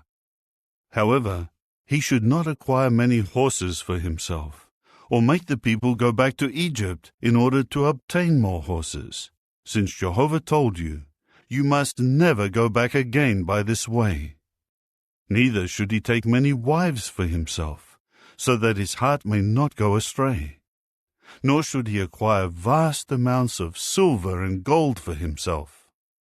When he takes his seat on the throne of his kingdom, he must write for himself in a book a copy of this law, taken from the one kept by the Levitical priests. It is to remain with him, and he must read from it all the days of his life, so that he may learn to fear Jehovah his God, and observe all the words of this law and these regulations by carrying them out. Thus his heart will not exalt itself above his brothers, and he will not deviate from the commandment, either to the right or to the left, so that he may remain a long time over his kingdom, he and his sons in the midst of Israel. Chapter 18. The Levitical priests, and indeed the entire tribe of Levi, will not be given a share or an inheritance with Israel. They will eat of the offerings made by fire to Jehovah, which are his inheritance. So they should have no inheritance in the midst of their brothers. Jehovah is their inheritance, just as he has spoken to them. Now this will be the due right of the priests from the people. Whoever makes a sacrifice, whether a bull or a sheep, is to give the shoulder, the jaws, and the stomach to the priest. The first fruits of your grain, your new wine, your oil, and the first wool that is shorn from your flock, you should give him. Jehovah your God has chosen him and his sons from all your tribes to minister in the name of Jehovah always. But if a Levite leaves one of your cities in Israel where he was living, and he desires to go to the place that Jehovah chooses, he may minister there in the name of Jehovah his God, the same as all his brothers, the Levites, who are stationed there before Jehovah. He will receive an equal share of food with them, in addition to what he receives from selling his ancestral possessions. When you have entered into the land that Jehovah your God is giving you, you must not learn to imitate the detestable practices of those nations. There should not be found in you anyone who makes his son or his daughter pass through the fire, anyone who employs divination, anyone practicing magic, anyone who looks for omens, a sorcerer, anyone binding others with a spell, anyone who consults a spirit medium or a fortune teller, or anyone who inquires of the dead. For whoever does these things is detestable to Jehovah, and on account of these detestable practices, Jehovah your God is driving them away from before you. You should prove yourself blameless before Jehovah your God. For these nations that you are dispossessing used to listen to those practicing magic and divination, but Jehovah your God has not allowed you to do anything like this. Jehovah your God will raise up for you from among your brothers a prophet like me. You must listen to him. This is in response to what you asked of Jehovah your God in Horeb on the day of the assembly, when you said, "Do not let me hear the voice of Jehovah my God, or see this great fire any more, so that I do not die." Then Jehovah said to me, "What they have said is good. I will raise up for them from the midst of their brothers a prophet like you, and I will put my words in his mouth, and he will speak to them all that I command him. Indeed, I will require an account from the man who will not listen to my words that he will speak in my name. If any prophet presumptuously speaks a word in my name that I did not command him to speak, or speaks in the name of other gods, that prophet must die. However, you may say in your heart, 'How will we know that Jehovah has not spoken the word?' When the prophet speaks in the name of Jehovah, and the word is not fulfilled or does not come true, then Jehovah did not speak that word. The prophet spoke it presumptuously. You should not fear him." Chapter 19. When Jehovah your God destroys the nations whose land Jehovah your God is giving you, and you have dispossessed them, and have settled in their cities and their houses, you should set apart 3 cities in the midst of your land that Jehovah your God is giving you to possess. You should divide the territory of the land that Jehovah your God has given you to possess into 3 parts, and prepare the roads, so that any manslayer can flee to one of those cities. Now this is what should take place regarding the manslayer, who may flee there in order to live. When he strikes his fellow man unintentionally, and he did not previously hate him, as when he goes with his fellow man into the forest to gather wood, and he raises his hand to cut the tree with the axe, but the axe head flies off the handle and hits his fellow man, and he dies, the manslayer should flee to one of these cities to live. Otherwise, in the heat of anger, the avenger of blood may chase after the manslayer, overtake him, and kill him, because the distance to the city was too far. However, he did not deserve to die, since he did not previously hate his fellow man. That is why I am commanding you, set 3 cities apart. If Jehovah your God enlarges your territory, as he swore to your forefathers, and he has given you all the land that he promised to give to your forefathers, provided you faithfully observe all this commandment that I am giving you today, to love Jehovah your God, and always to walk in his ways, then you are to add 3 other cities to these 3. In this way, no innocent blood will be spilled in your land that Jehovah your God is giving you as an inheritance, and no blood guilt will come upon you. But if a man hated his fellow man, and he was waiting to attack him, and he fatally wounded him and he died, and the man has fled to one of these cities, the elders of his city should then summon him from there, and deliver him into the hand of the avenger of blood, and he must die. You should not feel sorry for him, and you must remove the guilt of innocent blood out of Israel, so that it may go well for you. When you receive your inheritance in the land that Jehovah your God is giving you to possess, you must not move your neighbor's boundary marker from the place where the ancestors set the boundaries. No single witness may convict another for any error or any sin that he may commit. On the testimony of 2 witnesses, or on the testimony of 3 witnesses, the matter should be established.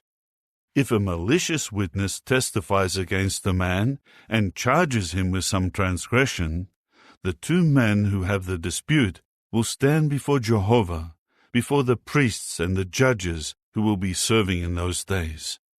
The judges will thoroughly investigate, and if the man who testified is a false witness, and has brought a false charge against his brother, you should do to him just as he had schemed to do to his brother, and you must remove what is bad from your midst. Those who remain will hear and be afraid, and they will never again do anything bad like this among you. You should not feel sorry. Life will be for life, eye for eye, tooth for tooth, hand for hand, foot for foot. Chapter 20. If you go to war against your enemies, and you see their horses and chariots and troops that outnumber yours, do not be afraid of them, for Jehovah your God, who brought you up out of the land of Egypt, is with you. When you are about to go into battle, the priest should approach and address the people. He should tell them, "Hear, O Israel, you are about to do battle with your enemies. Do not be faint-hearted. Do not be afraid or be terrified or tremble because of them. For Jehovah your God is marching with you to fight for you against your enemies and to save you." The officers too should tell the people, "Who has built a new house and has not inaugurated it? Let him return to his house. Otherwise he may die in the battle, and another man will inaugurate it. And who has planted a vineyard and not begun to use it? Let him go and return to his house. Otherwise he may die in the battle, and another man will begin to use it. And who has become engaged to a woman and has not married her? Let him go and return to his house. Otherwise he might die in the battle, and another man will marry her." The officers should also ask the people, "Who is fearful and faint-hearted?" He should return to his house, so that he may not cause his brothers to lose heart, as he has. When the officers have finished speaking to the people, they should appoint chiefs of the armies to lead the people. If you approach a city to fight against it, you should also announce to it terms of peace. If it gives a peaceful answer to you and opens up to you, all the people found there will become yours for forced labor, and they will serve you. But if it refuses to make peace with you, and instead goes to war with you, you should besiege it, and Jehovah your God will certainly give it into your hand, and you must strike down every male in it with the sword. However, the women, the children, the livestock, and everything that is in the city, all its spoil, you may plunder for yourself, and you will eat the spoil of your enemies, which Jehovah your God has given to you. That is what you will do to all the cities very far away from you that are not of the cities of these nearby nations. But in the cities of these peoples, which Jehovah your God is giving you as an inheritance, you must not allow any breathing thing to live. Instead, you should devote them completely to destruction. The Hittites, the Amorites, the Canaanites, the Perizzites, the Hivites, and the Jebusites, just as Jehovah your God has commanded you, so that they may not teach you to follow all their detestable practices that they have done for their gods, causing you to sin against Jehovah your God. If you lay siege to a city in order to capture it, and you have been fighting against it for many days, you should not destroy its trees by wielding an axe against them. You may eat from them, but you should not cut them down. For should you besiege a tree of the field as you would a man? You may destroy only a tree that you know is not used for food. You may cut it down and build siege works against the city that is making war against you, until it falls. Chapter 21.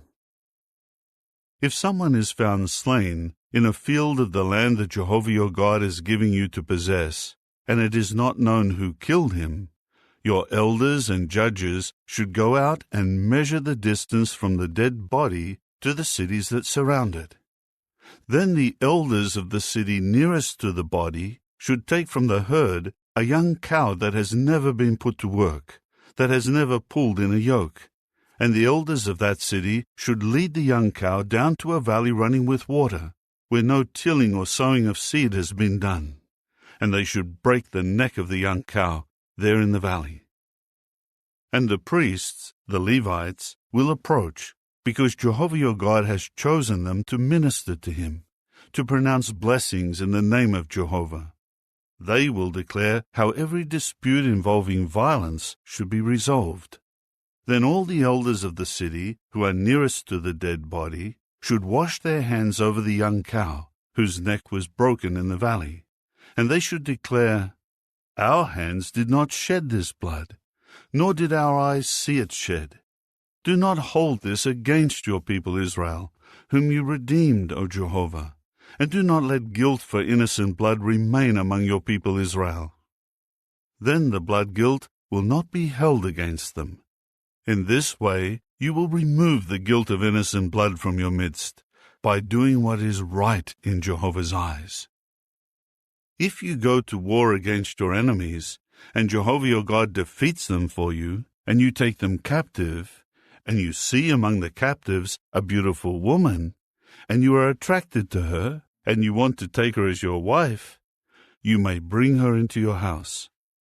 She should then shave her head, attend to her nails, and remove the clothing of her captivity, and dwell in your house. She will weep for her father and her mother a whole month, and afterward you may have relations with her. You will become her husband, and she will become your wife. But if you are not pleased with her, you should then let her go wherever she wishes. But you may not sell her for money, or treat her harshly, since you have humiliated her.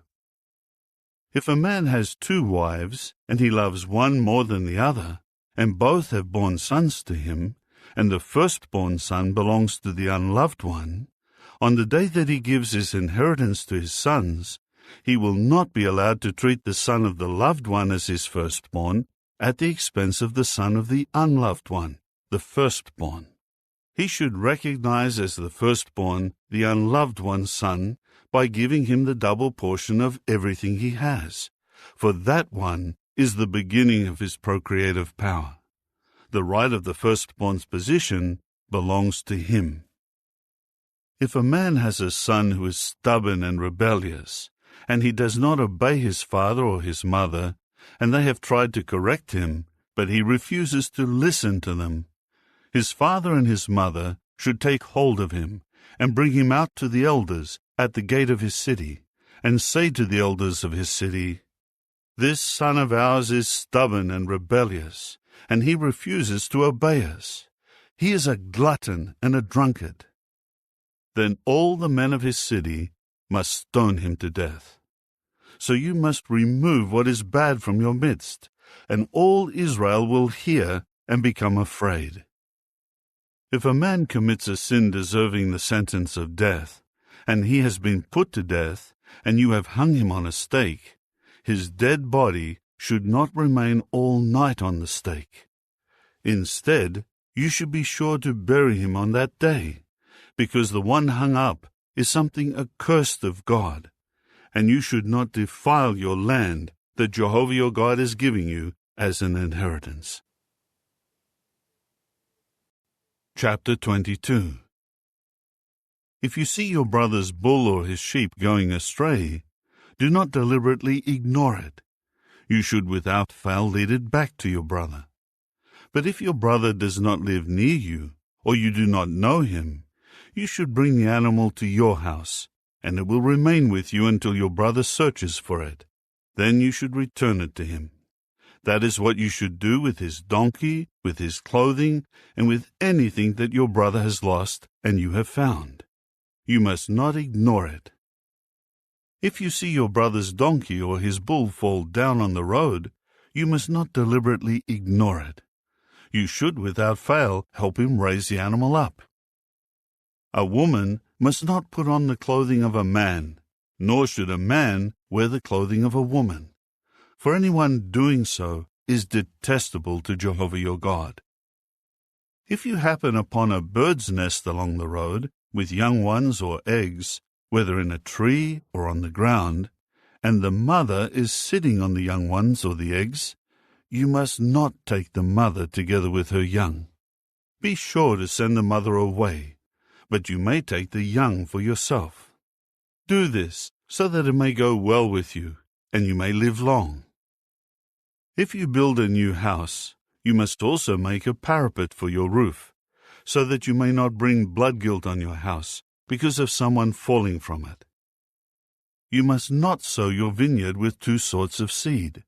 Otherwise, everything produced from the seed you sow, as well as the product of the vineyard, will be forfeited to the sanctuary.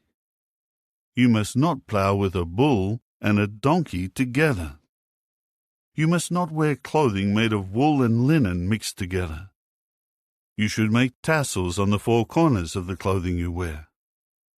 If a man takes a wife and has relations with her, but then comes to hate her, and he accuses her of misconduct and gives her a bad name by saying, "I have taken this woman, but when I had relations with her, I did not find evidence that she was a virgin," the father and mother of the girl should produce the evidence of the girl's virginity for the elders at the gate of the city.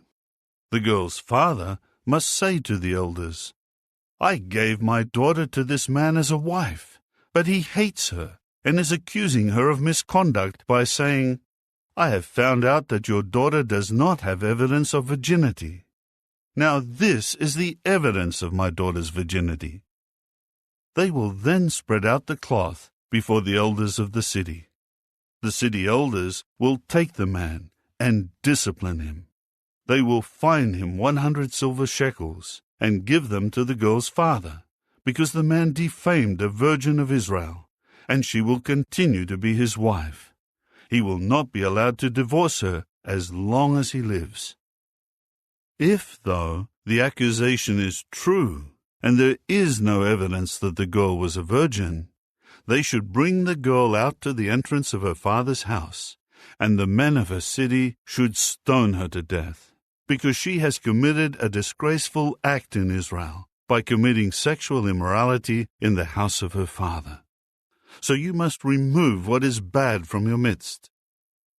If a man is found lying down with a woman who is the wife of another man, both of them must die together, the man who lay down with the woman as well as the woman.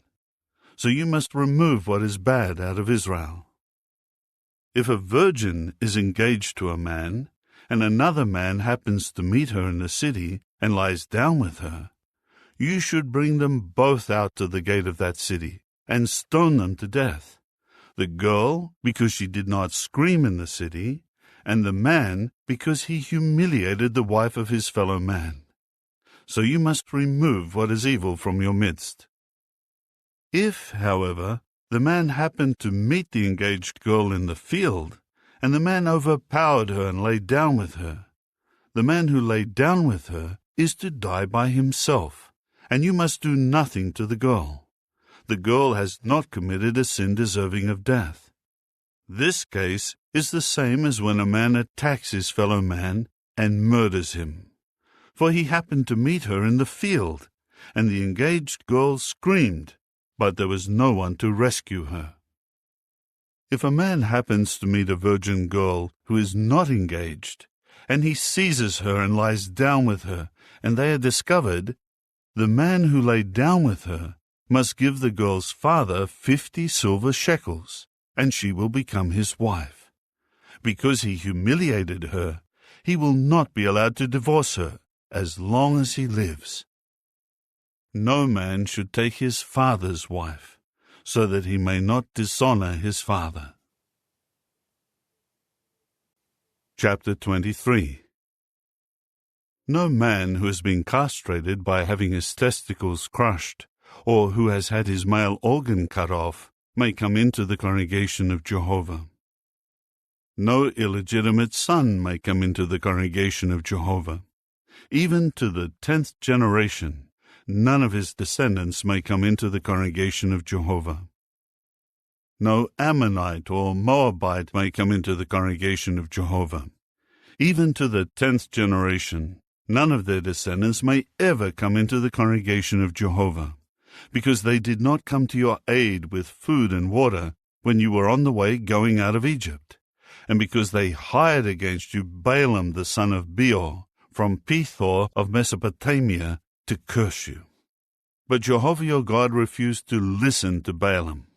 Rather, Jehovah your God changed the curse into a blessing for you, because Jehovah your God loved you. You should never seek their welfare or their prosperity all your days. You must not hate an Edomite, for he is your brother. You must not hate an Egyptian, for you became a foreign resident in his country. The third generation of children born to them may enter the congregation of Jehovah. When you are encamped against your enemies, you should avoid anything bad. If a man becomes unclean because of a nocturnal emission, he should go outside the camp and not re-enter the camp. When evening falls, he should wash with water, and then he may return to the camp at sunset. A private place should be designated for use outside the camp, and there is where you should go. A peg should be part of your equipment. When you squat outside, you should dig a hole with it, and then cover your excrement. For Jehovah your God is walking about within your camp to deliver you, and to hand over your enemies to you, and your camp must be holy, so that he does not see anything indecent in you and turn away from accompanying you. You should not hand over a slave to his master when he escapes from his master and comes to you. He may dwell among you in whatever place he chooses in one of your cities, wherever he likes. You must not mistreat him. None of the daughters of Israel may become a temple prostitute, neither may any one of the sons of Israel become a temple prostitute.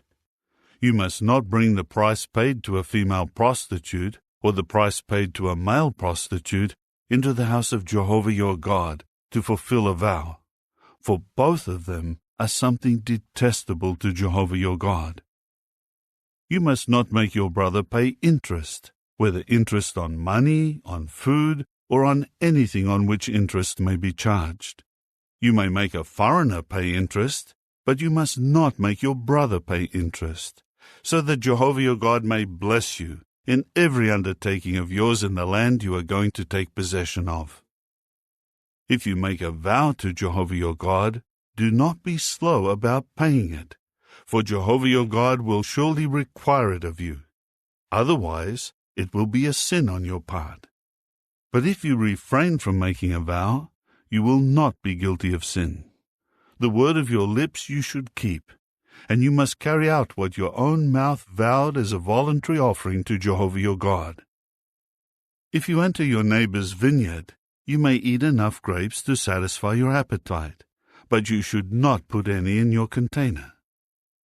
If you go into your neighbor's field of standing grain, you may pluck the ripe ears with your hand, but you should not put a sickle to your neighbor's grain. Chapter 24. If a man marries a woman, but she does not please him because he found something indecent about her, he must write out a certificate of divorce for her, hand it to her, and dismiss her from his house. After she leaves his house, she may go and become another man's wife.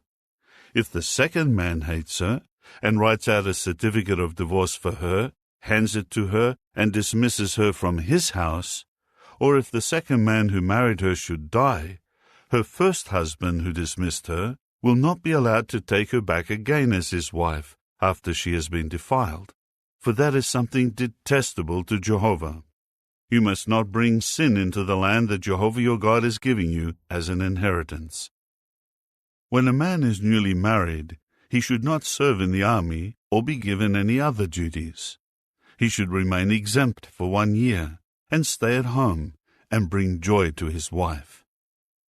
No one should seize a hand mill or its upper millstone as security for a loan, for that would be taking someone's livelihood as security. If someone is found to have kidnapped one of his Israelite brothers, and he has mistreated him and sold him, the kidnapper must die. You should remove what is bad from your midst. When there is an outbreak of leprosy, be very careful to do according to all that the Levitical priests will instruct you. Be careful to do exactly as I commanded them. Remember what Jehovah your God did to Miriam on the way when you were coming out of Egypt. If you make any sort of loan to your neighbor, you must not enter into his house to seize from him what he has offered as security. You should stand outside, and the man who received the loan should bring outside to you what he is giving as security. And if the man is in need, you must not go to bed with what he gave as security still in your possession. You should by all means return to him what he has given as security as soon as the sun sets, and he will go to bed with his garment, and he will bless you, and it will mean righteousness for you before Jehovah your God. You must not defraud a hired worker who is in need and poor, whether one of your brothers or a foreign resident in your land, within your cities. You should give him his wages that very day, before the sun sets, because he is in need and his life depends on his wages.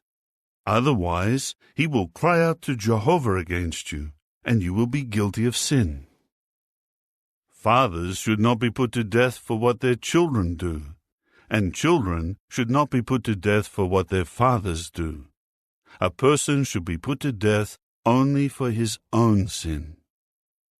You must not pervert the judgment of the foreign resident or of the fatherless child, and you must not seize the garment of a widow as security for a loan.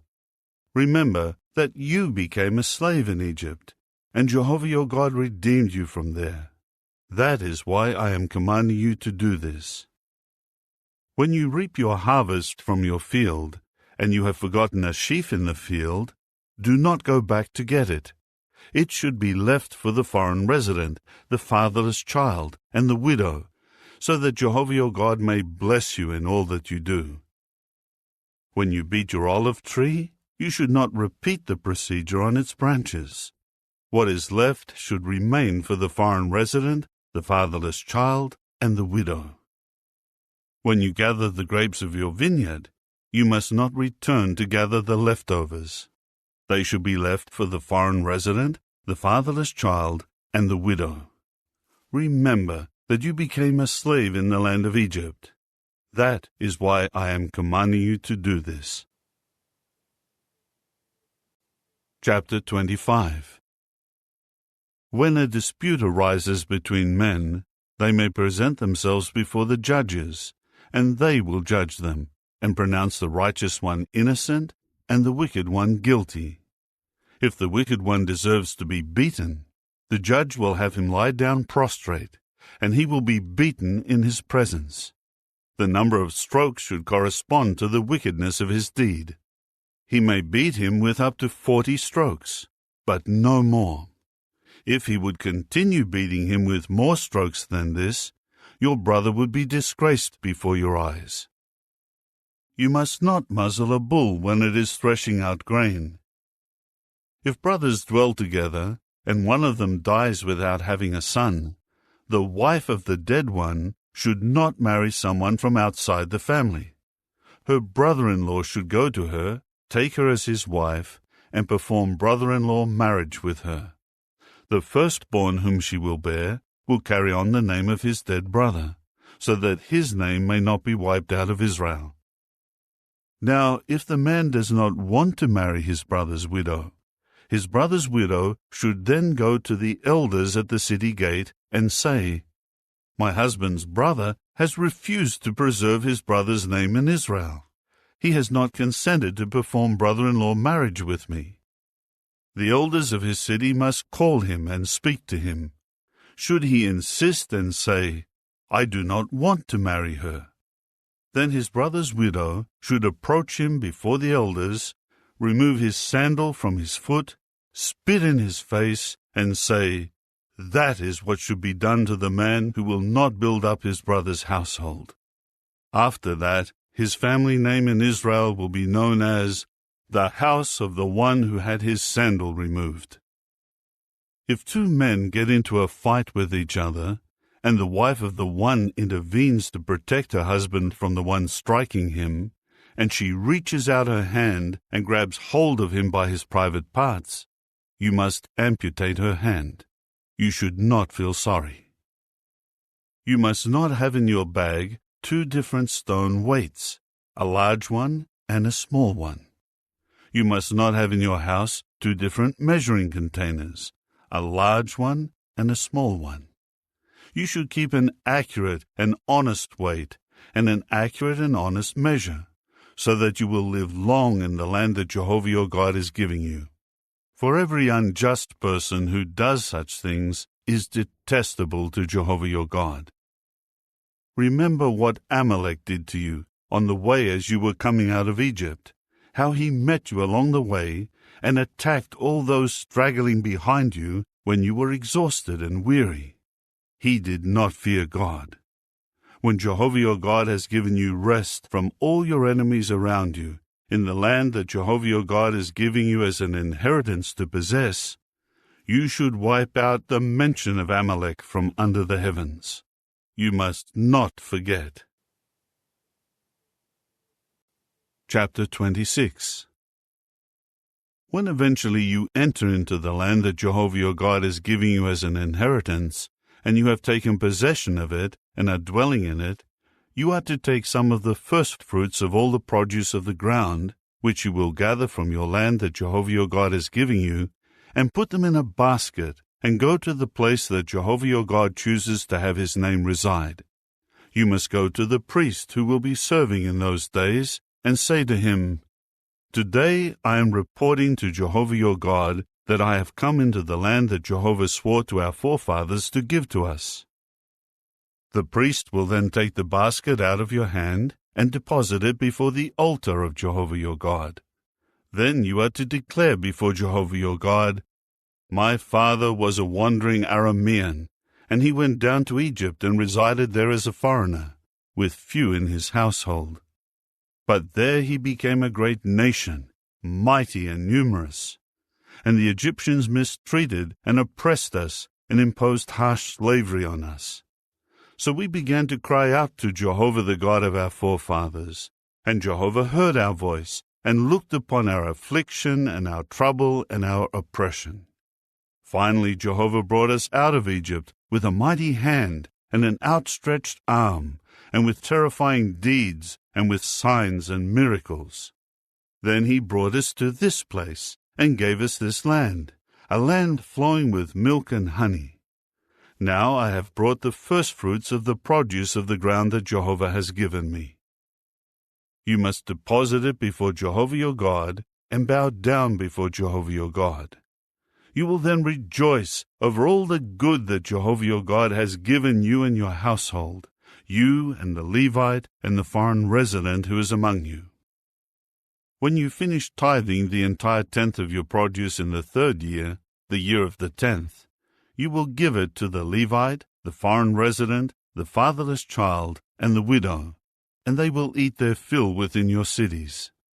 You will then say before Jehovah your God, "I have cleared the holy portion out of my house, and given it to the Levite, the foreign resident, the fatherless child, and the widow, just as you have commanded me. I have not violated or neglected your commandments. I have not eaten of it while mourning, or removed any of it while unclean, or given any of it for the dead. I have obeyed the voice of Jehovah my God, and have done all that you commanded me. Now look down from your holy dwelling, the heavens, and bless your people Israel, and the land that you have given us, just as you swore to our forefathers, the land flowing with milk and honey." This day, Jehovah your God is commanding you to carry out these regulations and judicial decisions. You must observe them and carry them out with all your heart and all your soul. Today you have obtained Jehovah's declaration that he will become your God, as you walk in his ways and observe his regulations, his commandments, and his judicial decisions, and as you listen to his voice. And today Jehovah has obtained your declaration that you will become his people, his special property, just as he has promised you, and that you will observe all his commandments, and that he will put you high above all the other nations that he has made, giving you praise and fame and glory, as you prove yourself a people holy to Jehovah your God, just as he has promised. Chapter 27. Then Moses, together with the elders of Israel, commanded the people, saying, Observe every commandment that I am giving you today. And in the day when you will cross the Jordan into the land that Jehovah your God is giving you, set up large stones and cover them with plaster.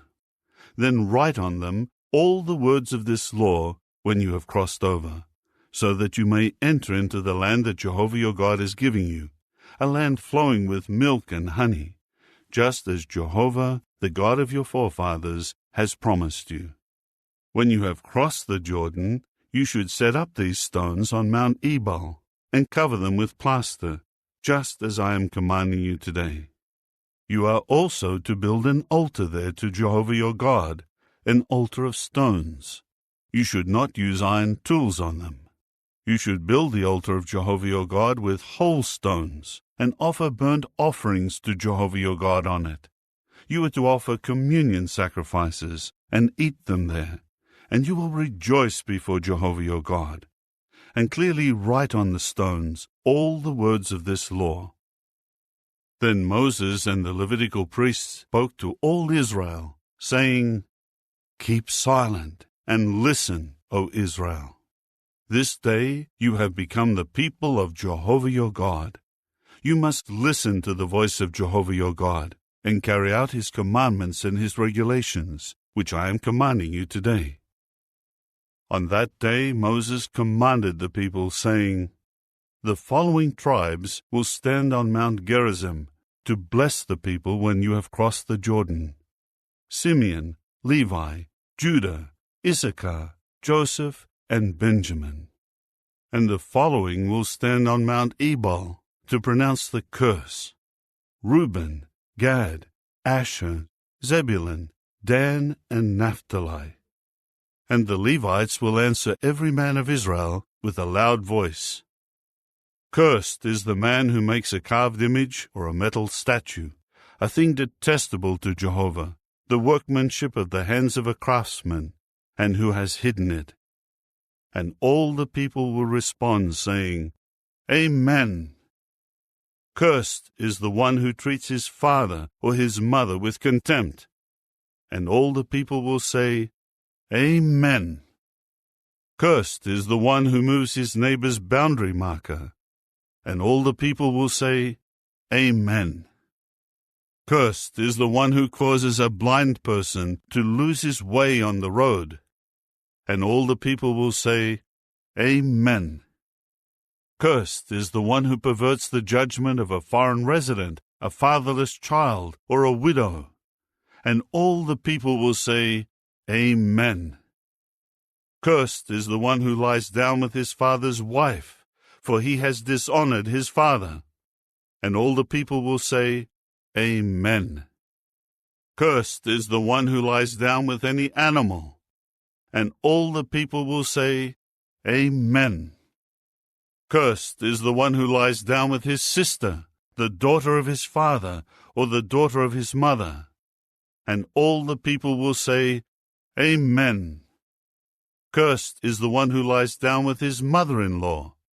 And all the people will say, Amen. Cursed is the one who ambushes and kills his neighbor. And all the people will say, Amen. Cursed is the one who accepts a bribe to kill an innocent person. And all the people will say, Amen. Cursed is the one who will not uphold the words of this law by carrying them out. And all the people will say, Amen. Chapter 28. And if you will without fail listen to the voice of Jehovah your God, by being careful to do all his commandments that I am commanding you today, Jehovah your God will certainly put you high above all other nations of the earth. All these blessings will come upon you and overtake you, because you keep listening to the voice of Jehovah your God. Blessed you will be in the city, and blessed you will be in the field. Blessed will be your children, and the fruit of your ground, and the offspring of your livestock, your young cattle and sheep. Blessed will be your basket and your kneading bowl. Blessed you will be when you come in, and blessed you will be when you go out. Jehovah will cause your enemies who rise up against you to be defeated before you. They will attack you from one direction, but they will flee from you in 7 different directions. Jehovah will decree for you a blessing on your storehouses and every undertaking of yours, and he will certainly bless you in the land that Jehovah your God is giving you. Jehovah will establish you as a holy people to himself, just as he swore to you, because you continue to keep the commandments of Jehovah your God and walk in his ways. All the peoples of the earth will have to see that Jehovah's name has been called upon you, and they will be afraid of you. Jehovah will make you overflow with many children, and much livestock, and fruitful ground in the land that Jehovah swore to your forefathers to give you. Jehovah will open up to you his good storehouse, the heavens, to give your land rain in its season, and to bless all that you do. You will lend to many nations, while you yourself will not need to borrow. Jehovah will make you the head and not the tail, and you will be on top and not on the bottom, if you keep obeying the commandments of Jehovah your God that I am commanding you today to observe and to do. You must not deviate from all the words that I am commanding you today, to the right or to the left, to walk after other gods to serve them.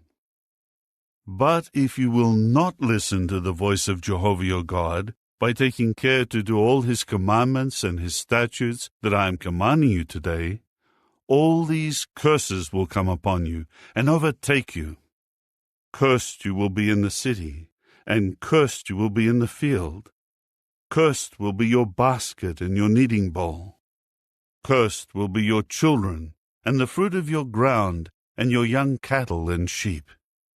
Cursed you will be when you come in, and cursed you will be when you go out.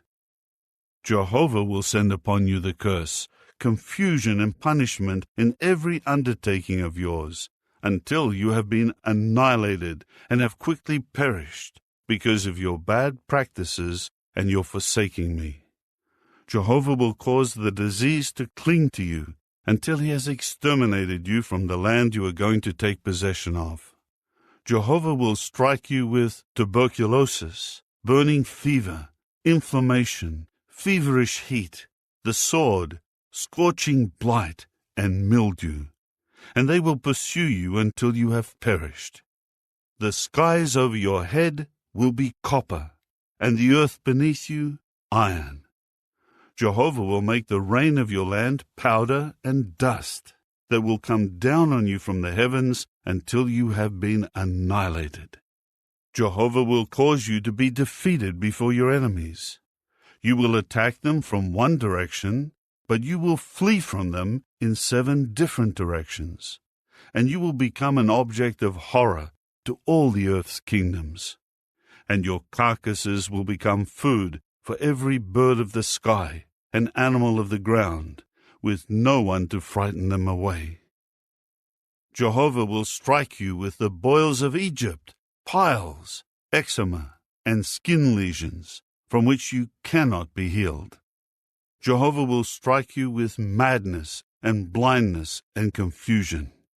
You will grope about at midday, just as a blind man gropes about in darkness, and you will not succeed in anything you do, and you will be constantly defrauded and robbed with no one to save you. You will become engaged to a woman, but another man will rape her.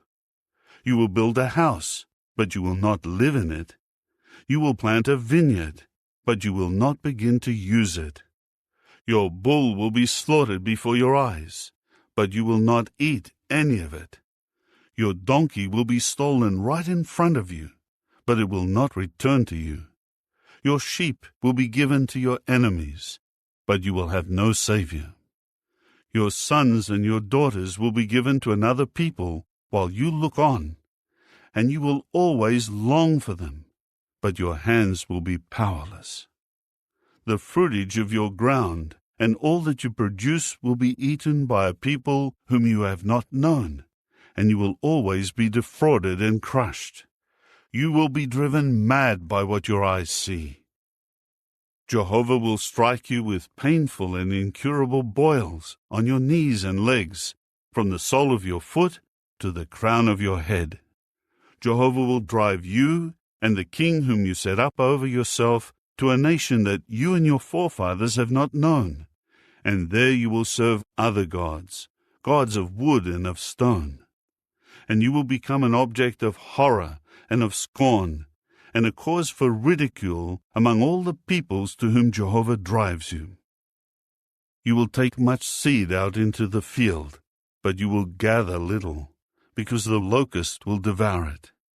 Vineyards you will plant and cultivate, but you will drink no wine and gather nothing, because the worm will consume it. You will have olive trees in all your territory, but you will rub no oil on yourself, because your olives will drop off. Sons and daughters you will bear, but they will not remain yours, because they will go off into captivity.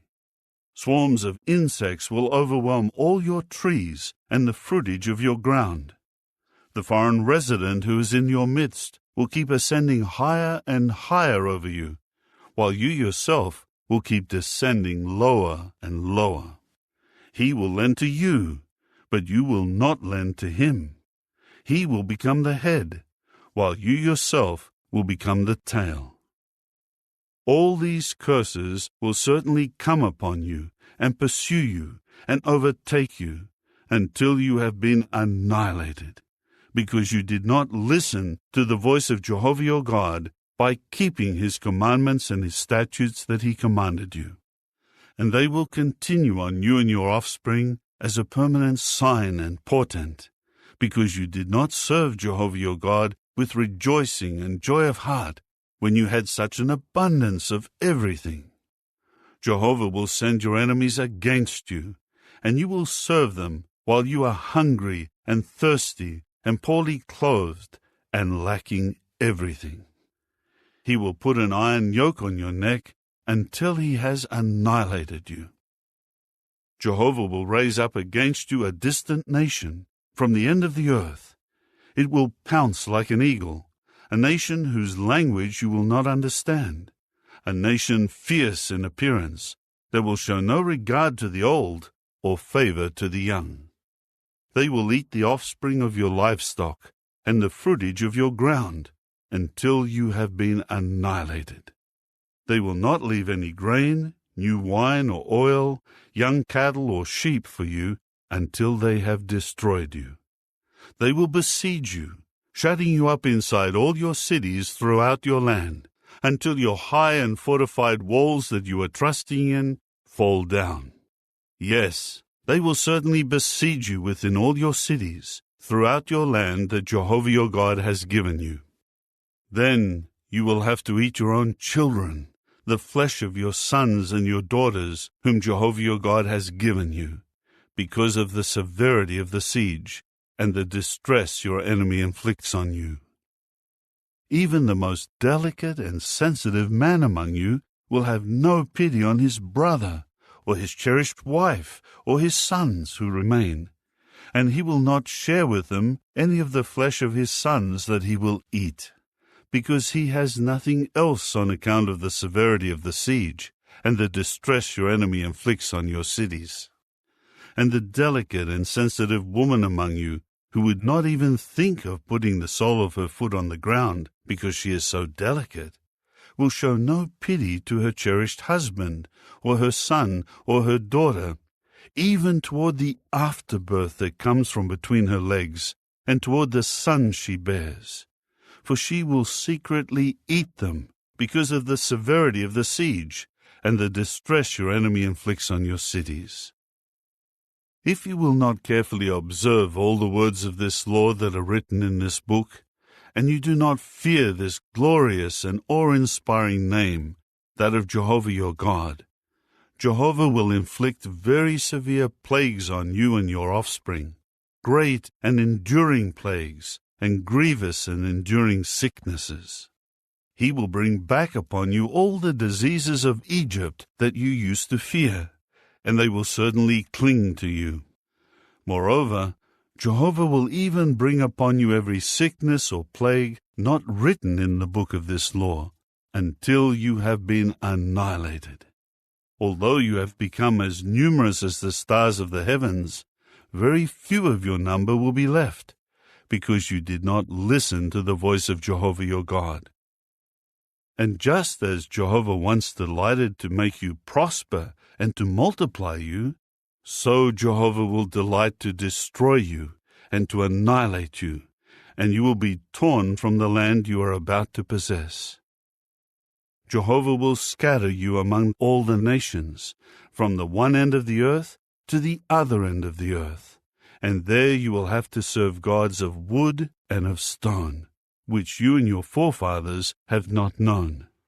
You will have no peace among those nations, nor a place of rest for the sole of your foot. Rather, Jehovah will give you there an anxious heart and failing eyes and a feeling of despair.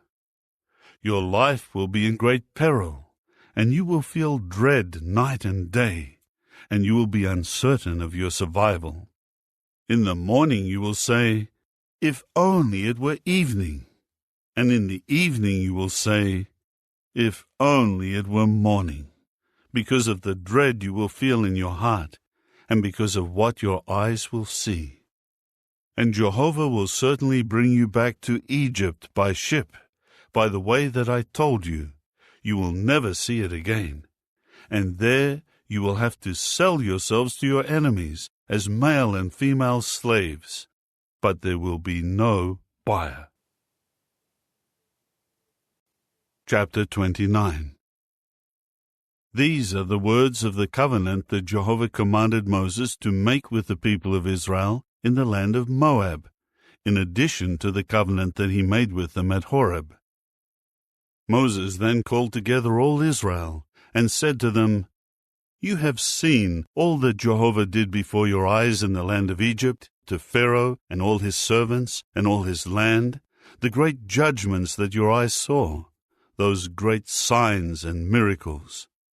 But Jehovah has not given you a heart to understand, and eyes to see, and ears to hear, down to this day. While I kept guiding you for 40 years in the wilderness, your garments did not wear out on you, and your sandals did not wear out on your feet. You did not eat bread, and you did not drink wine or anything alcoholic, so that you would know that I am Jehovah your God. You eventually came to this place, and Sihon the king of Heshbon and Og the king of Bashan came out to meet us in battle, but we defeated them. After that, we took their land and gave it as an inheritance to the Reubenites, the Gadites, and the half-tribe of the Manassites. Therefore, observe the words of this covenant and obey them, so that everything you do will turn out well. All of you are stationed today before Jehovah your God, the heads of your tribes, your elders, your officers, every man of Israel, your children, your wives, and your foreign resident who is in the midst of your camp, from the one gathering your wood to the one drawing your water. You are here in order to enter into the covenant of Jehovah your God and his oath, which Jehovah your God is making with you today, in order that he may establish you today as his people, and that he may be your God, just as he has promised you, and just as he swore to your forefathers Abraham, Isaac, and Jacob. Now, it is not with you alone that I am making this covenant and this oath, but it is with those standing here with us today before Jehovah our God, and with those who are not here with us today. For you well know how we lived in the land of Egypt, and how we passed through the midst of various nations on our journey. And you used to see their detestable things and their disgusting idols of wood and stone, silver and gold that were among them. Beware that there may not be a man or a woman, a family or a tribe among you today whose heart turns away from Jehovah our God to go serve the gods of those nations, that there may not be a root among you producing poisonous fruit and wormwood. But if someone hears the words of this oath and boasts in his heart, saying, I will have peace, though I insist on walking in the ways of my own heart, to the ruin of everything in his path, Jehovah will not be willing to forgive him. Instead, Jehovah's great anger will blaze against that man, and the entire curse written in this book will certainly come upon him, and Jehovah will indeed wipe out his name from under the heavens. Jehovah will then single him out from all the tribes of Israel for calamity, in accord with the entire curse of the covenant that is written in this book of the law. When the future generation of your sons and the foreigner from a distant land see the plagues of the land, the maladies that Jehovah has brought upon it, sulfur and salt and burning, so that its whole land will not be sown or sprout, nor will any vegetation spring up in it, like the overthrow of Sodom and Gomorrah, Admah and Zeboim, which Jehovah overthrew in his anger and in his wrath. They and all the nations will say, Why did Jehovah do this to this land? What caused this great burning anger? Then they will say, It was because they abandoned the covenant of Jehovah, the God of their forefathers, which he made with them when he brought them out of the land of Egypt. But they went and served other gods, and bowed down to them, gods that they had not known, and that he had not permitted them to worship. Then Jehovah's burning anger came against that land, by bringing upon it the entire curse written in this book. Therefore Jehovah uprooted them from their soil in his anger and fury and great indignation, and deported them to another land where they are today. The things concealed belong to Jehovah our God, but the things revealed belong to us and to our descendants forever, so that we may carry out all the words of this law. Chapter 30. When all these words come upon you, the blessing and the curse that I have put before you, and you call them to mind in all the nations where Jehovah your God has dispersed you, and you return to Jehovah your God, and listen to his voice according to all that I am commanding you today, you and your sons, with all your heart and all your soul, Jehovah your God will then bring back your captives, and show you mercy, and regather you from all the peoples where Jehovah your God has scattered you. Even if your people are dispersed to the extremity of the heavens, from there Jehovah your God will gather you and bring you back. Jehovah your God will bring you into the land your fathers took possession of, and you will possess it, and he will make you prosper, and will multiply you more than your fathers. Jehovah your God will cleanse your heart and the heart of your offspring, so that you will love Jehovah your God with all your heart and all your soul, and you may live. Then Jehovah your God will bring all these curses upon your enemies who hated and persecuted you. You will then return and listen to the voice of Jehovah, and observe all his commandments that I am commanding you today. Jehovah your God will make you abundantly prosperous in all the work of your hands, multiplying your children and your livestock and the produce of your ground. For Jehovah will again delight to make you prosper, just as he delighted in your forefathers. For then you will listen to the voice of Jehovah your God, and keep his commandments and statutes written in this book of the law, and you will return to Jehovah your God with all your heart and all your soul. Now this commandment that I am commanding you today is not too difficult for you, nor is it beyond your reach. It is not in the heavens, so that you have to say, Who will ascend to the heavens and get it for us, so that we may hear it and observe it? Nor is it on the other side of the sea, so that you have to say, Who will cross over to the other side of the sea and get it for us, so that we may hear it and observe it? For the word is very near you, in your own mouth and in your own heart, so that you may do it. See, I do put before you today life and good, and death and bad. If you listen to the commandments of Jehovah your God that I am commanding you today, by loving Jehovah your God, by walking in his ways, and by keeping his commandments and his statutes and his judicial decisions, then you will live and multiply, and Jehovah your God will bless you in the land you are going to possess. But if your heart turns away, and you do not listen, and you are enticed and bow down to other gods and serve them, I tell you today that you will certainly perish. You will not live long in the land you are crossing the Jordan to possess. I take the heavens and the earth as witnesses against you today, that I have put life and death before you, the blessing and the curse. And you must choose life, so that you may live, you and your descendants, by loving Jehovah your God, by listening to his voice, and by sticking to him. For he is your life, and by him you will endure a long time in the land that Jehovah swore to give to your forefathers, Abraham, Isaac, and Jacob. Chapter 31. Then Moses went out and spoke these words to all Israel, saying to them, I am 120 years old today. I can no longer lead you, for Jehovah has said to me, You will not cross this Jordan. Jehovah your God is the one crossing before you, and he himself will annihilate these nations before you, and you will drive them away. Joshua is the one who will lead you across, just as Jehovah has spoken. Jehovah will do to them just as he did to Sihon and to Og, the kings of the Amorites, and to their land when he annihilated them. Jehovah will defeat them for you, and you are to do to them according to the whole commandment that I have given you. Be courageous and strong. Do not be afraid or struck with terror before them, for Jehovah your God is the one marching with you. He will neither desert you nor abandon you.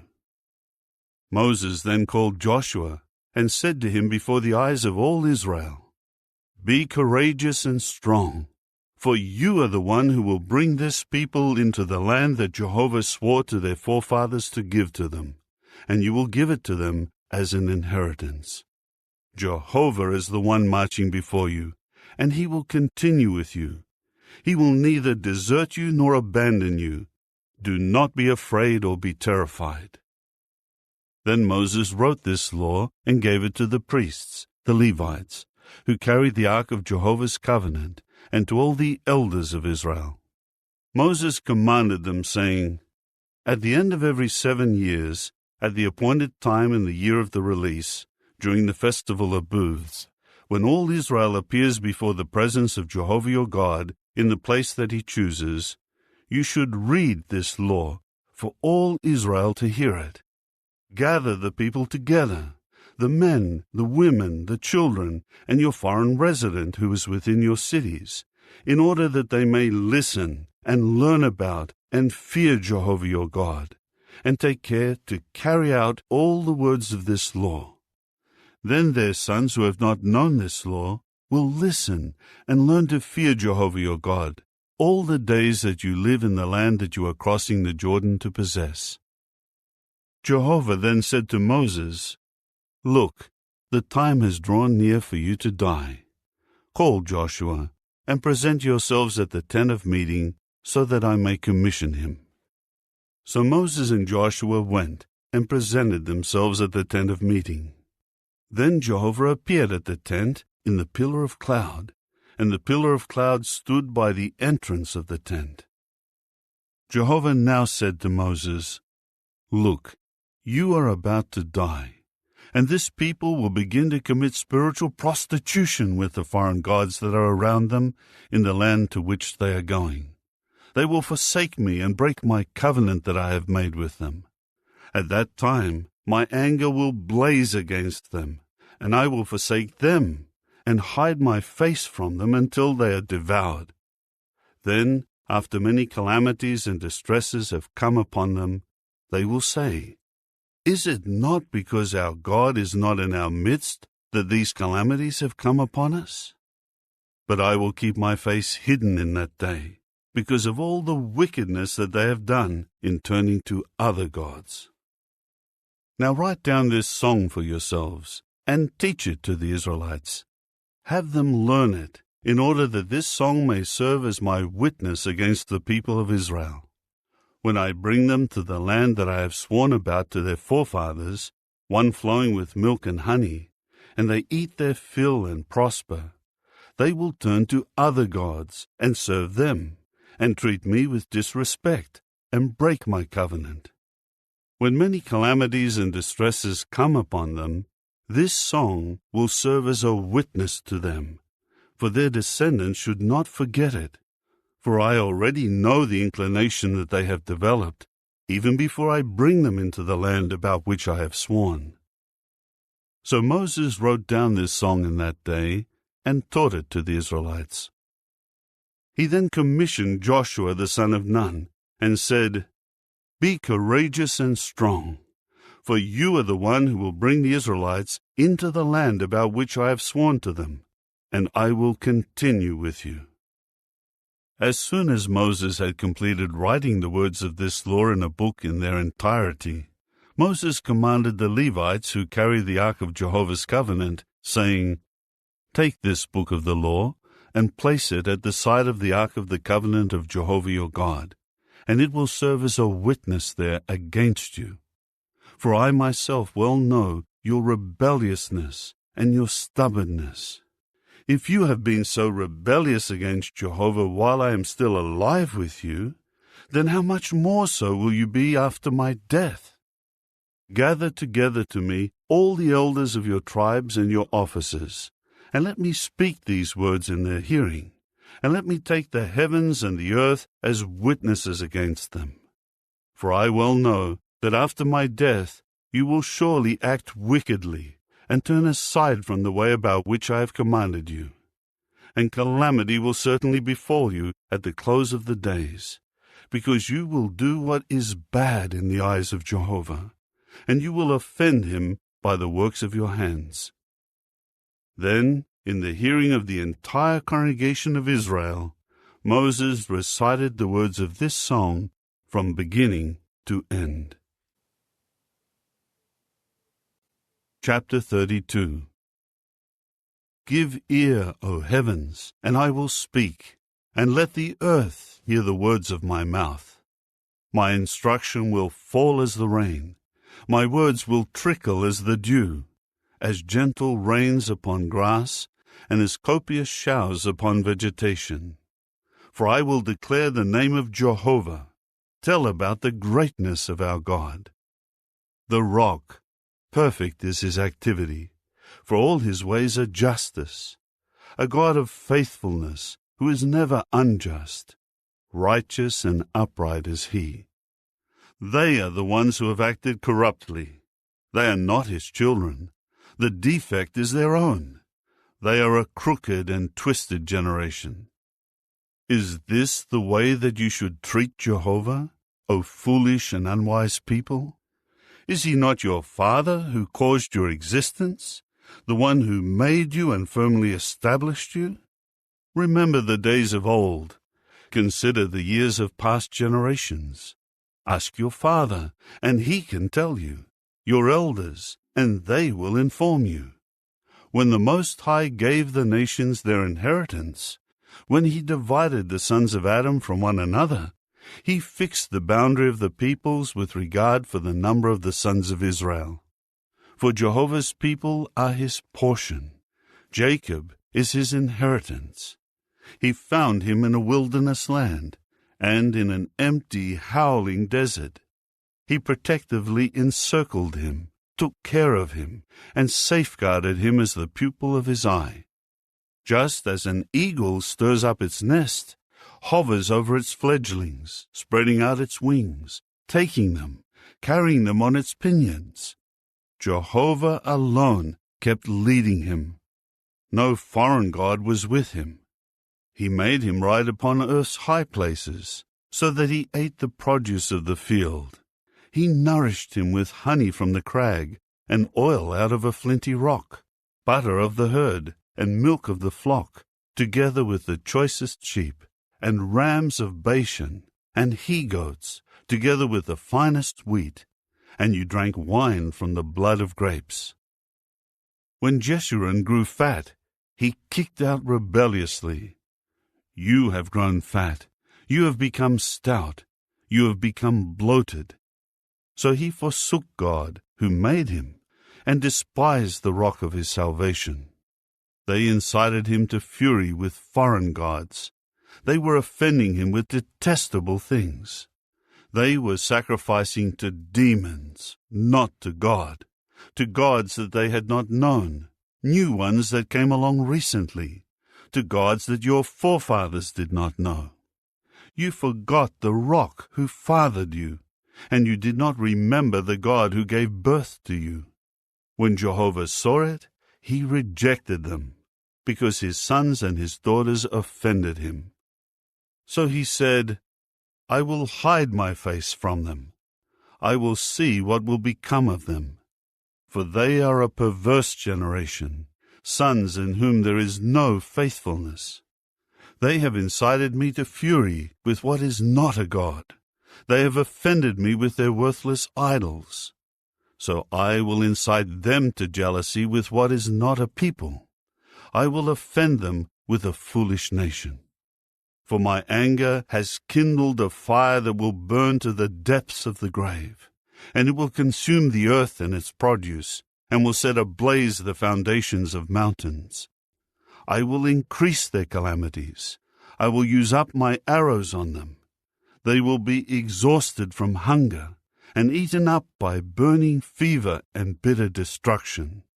I will send the teeth of beasts against them, and the venom of reptiles of the dust. Outside, a sword will bereave them. Inside, there is terror for both young man and virgin, infant together with gray-haired man. I would have said, I will scatter them. I will make the memory of them cease from among men, if not for my dread of the enemy's reaction, because the adversaries might misconstrue it. They might say, Our power has triumphed. It was not Jehovah who did all of this. For they are a nation devoid of sense, and there is no understanding among them. If only they were wise, they would ponder over this. They would think about their outcome. How could one chase after 1,000, and two put 10,000 to flight? Not unless their rock had sold them, and Jehovah had surrendered them. For their rock is not like our rock. Even our enemies have understood this. For their vine is from the vine of Sodom, and from the terraces of Gomorrah. Their grapes are grapes of poison. Their clusters are bitter. Their wine is the venom of serpents, the cruel poison of cobras. Is this not stored up with me, sealed up in my storehouse? Vengeance is mine, and retribution, at the appointed time when their foot slips, for the day of their disaster is near, and what awaits them will come quickly. For Jehovah will judge his people, and he will feel pity for his servants, when he sees that their strength has waned, and that only the helpless and weak remain. Then he will say, Where are their gods, the rock in whom they sought refuge, who used to eat the fat of their sacrifices, to drink the wine of their drink offerings? Let them rise up and help you. Let them become your place of refuge. See now that I am he, and there are no gods apart from me. I put to death, and I make alive. I wound, and I will heal, and no one can rescue from my hand. For I raise my hand to heaven, and I swear, as surely as I live forever, if I sharpen my flashing sword and prepare my hand for judgment, I will pay back vengeance on my adversaries and bring retribution to those who hate me. I will make my arrows drunk with blood, and my sword will eat flesh, with the blood of the slain and the captives, with the heads of the leaders of the enemy. Be glad, you nations, with his people, for he will avenge the blood of his servants, and he will repay vengeance to his adversaries, and will make atonement for the land of his people.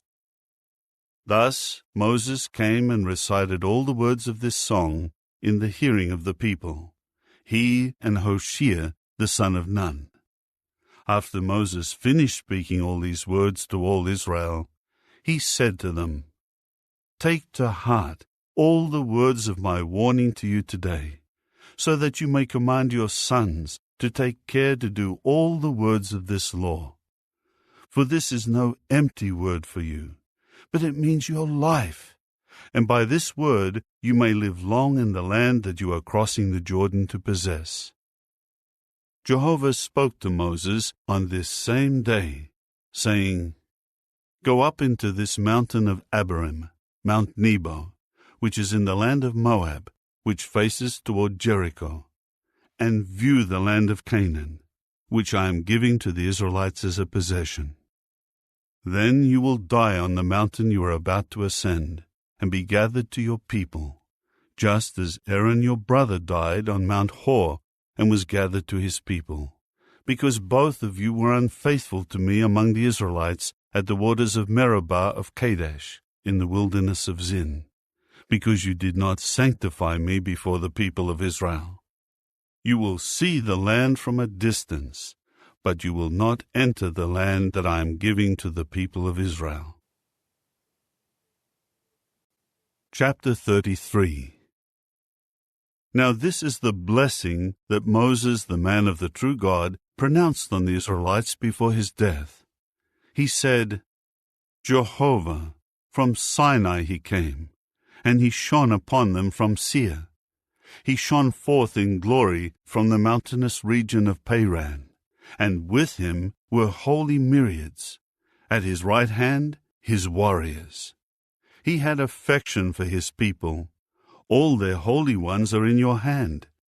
They were sitting at your feet. They began to listen to your words. Moses gave us a command, a law, as a possession of the congregation of Jacob.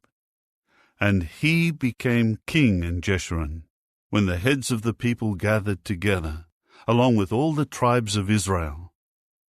Let Reuben live and not die off, and may his men not become few. And he pronounced this blessing on Judah. Hear, O Jehovah, the voice of Judah, and may you bring him back to his people. His arms have defended what belongs to him, and may you help him against his adversaries.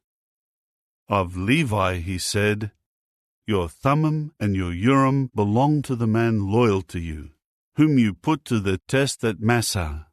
You began to contend with him by the waters of Meribah, the man who said to his father and his mother, I have not shown regard to them. Even his brothers he did not acknowledge, and he ignored his own sons. For they kept your word, and they observed your covenant. Let them instruct Jacob in your judicial decisions, and Israel in your law. Let them offer up incense as a pleasant aroma for you, and a whole offering on your altar. Bless, O Jehovah, his strength, and may you show pleasure in the work of his hands. Crush the legs of those who rise up against him, so that those who hate him may rise up no more. Of Benjamin he said, Let the beloved one of Jehovah reside in security by him. While he shelters him the whole day, he will reside between his shoulders. Of Joseph he said, May his land be blessed by Jehovah with the choice things of heaven, with dew and the waters from the springs below, with choice things produced by the sun, and the choice yield each month, with the choicest things from the ancient mountains, and choice things of the enduring hills, with the choice things of the earth and what fills it, and with the approval of the one residing in the thorn bush. May they come upon the head of Joseph, on the crown of the head of the one singled out from his brothers. His splendor is like that of a firstborn bull, and his horns are the horns of a wild bull. With them he will push peoples all together to the ends of the earth. They are the tens of thousands of Ephraim, and they are the thousands of Manasseh. Of Zebulun he said, Rejoice, O Zebulun, in your going out, and you, Issachar, in your tents. They will call peoples to the mountain. There they will offer the sacrifices of righteousness, for they will draw from the abundant wealth of the seas and the hidden hoards of the sand. Of Gad he said, Blessed is the one widening the borders of Gad. He lies there like a lion, ready to tear off the arm, yes, the crown of the head. He will select the first portion for himself, for there the allotment of a lawgiver is reserved. The heads of the people will gather together. The righteousness of Jehovah he will execute, and his judicial decisions with Israel. Of Dan he said, Dan is a lion cub. He will leap out from Bashan. Of Naphtali he said, Naphtali is satisfied with the approval and full of the blessing of Jehovah. Take possession of the west and south. Of Asher he said, Blessed with sons is Asher. May he be favored by his brothers, and may he dip his feet in oil. Iron and copper are your gate locks, and you will be secure all your days. There is none like the true God of Jeshurun, who rides through heaven to help you, and who rides upon the clouds in his majesty. God is a refuge from ancient times. His everlasting arms are beneath you, and he will drive away the enemy from before you, and he will say, Annihilate them. Israel will reside in security, and the fountain of Jacob will be secluded in a land of grain and new wine, whose skies will drip with dew. Happy you are, O Israel! Who is there like you? A people enjoying salvation in Jehovah, your protective shield and your majestic sword. Your enemies will cringe before you, and you will tread on their backs. Chapter 34. Then Moses went up from the desert plains of Moab to Mount Nebo, to the top of Pisgah, which faces Jericho. And Jehovah showed him all the land, from Gilead to Dan, and all Naphtali, and the land of Ephraim and Manasseh, and all the land of Judah as far as the western sea, and the Negeb and the district, the valley plain of Jericho, the city of the palm trees, as far as Zoar. Jehovah then said to him, This is the land about which I have sworn to Abraham, Isaac, and Jacob, saying, To your offspring I will give it. I have let you see it with your own eyes, but you will not cross over there. After that, Moses, the servant of Jehovah, died there in the land of Moab, just as Jehovah had said. He buried him in the valley in the land of Moab, opposite Beth Peor, and nobody knows where his grave is, down to this day. Moses was 120 years old at his death. His eyes had not grown dim, and his strength had not departed. The people of Israel wept for Moses on the desert plains of Moab for 30 days. Then the days of weeping and mourning for Moses were completed. Joshua, the son of Nun, was full of the spirit of wisdom, for Moses had laid his hand on him, and the Israelites began to listen to him, and they did just as Jehovah had commanded Moses. But there has never again arisen a prophet in Israel like Moses, whom Jehovah knew face to face. He performed all the signs and the miracles that Jehovah had sent him to do in the land of Egypt to Pharaoh and all his servants and all his land, along with the mighty hand and the awesome power that Moses displayed before the eyes of all Israel.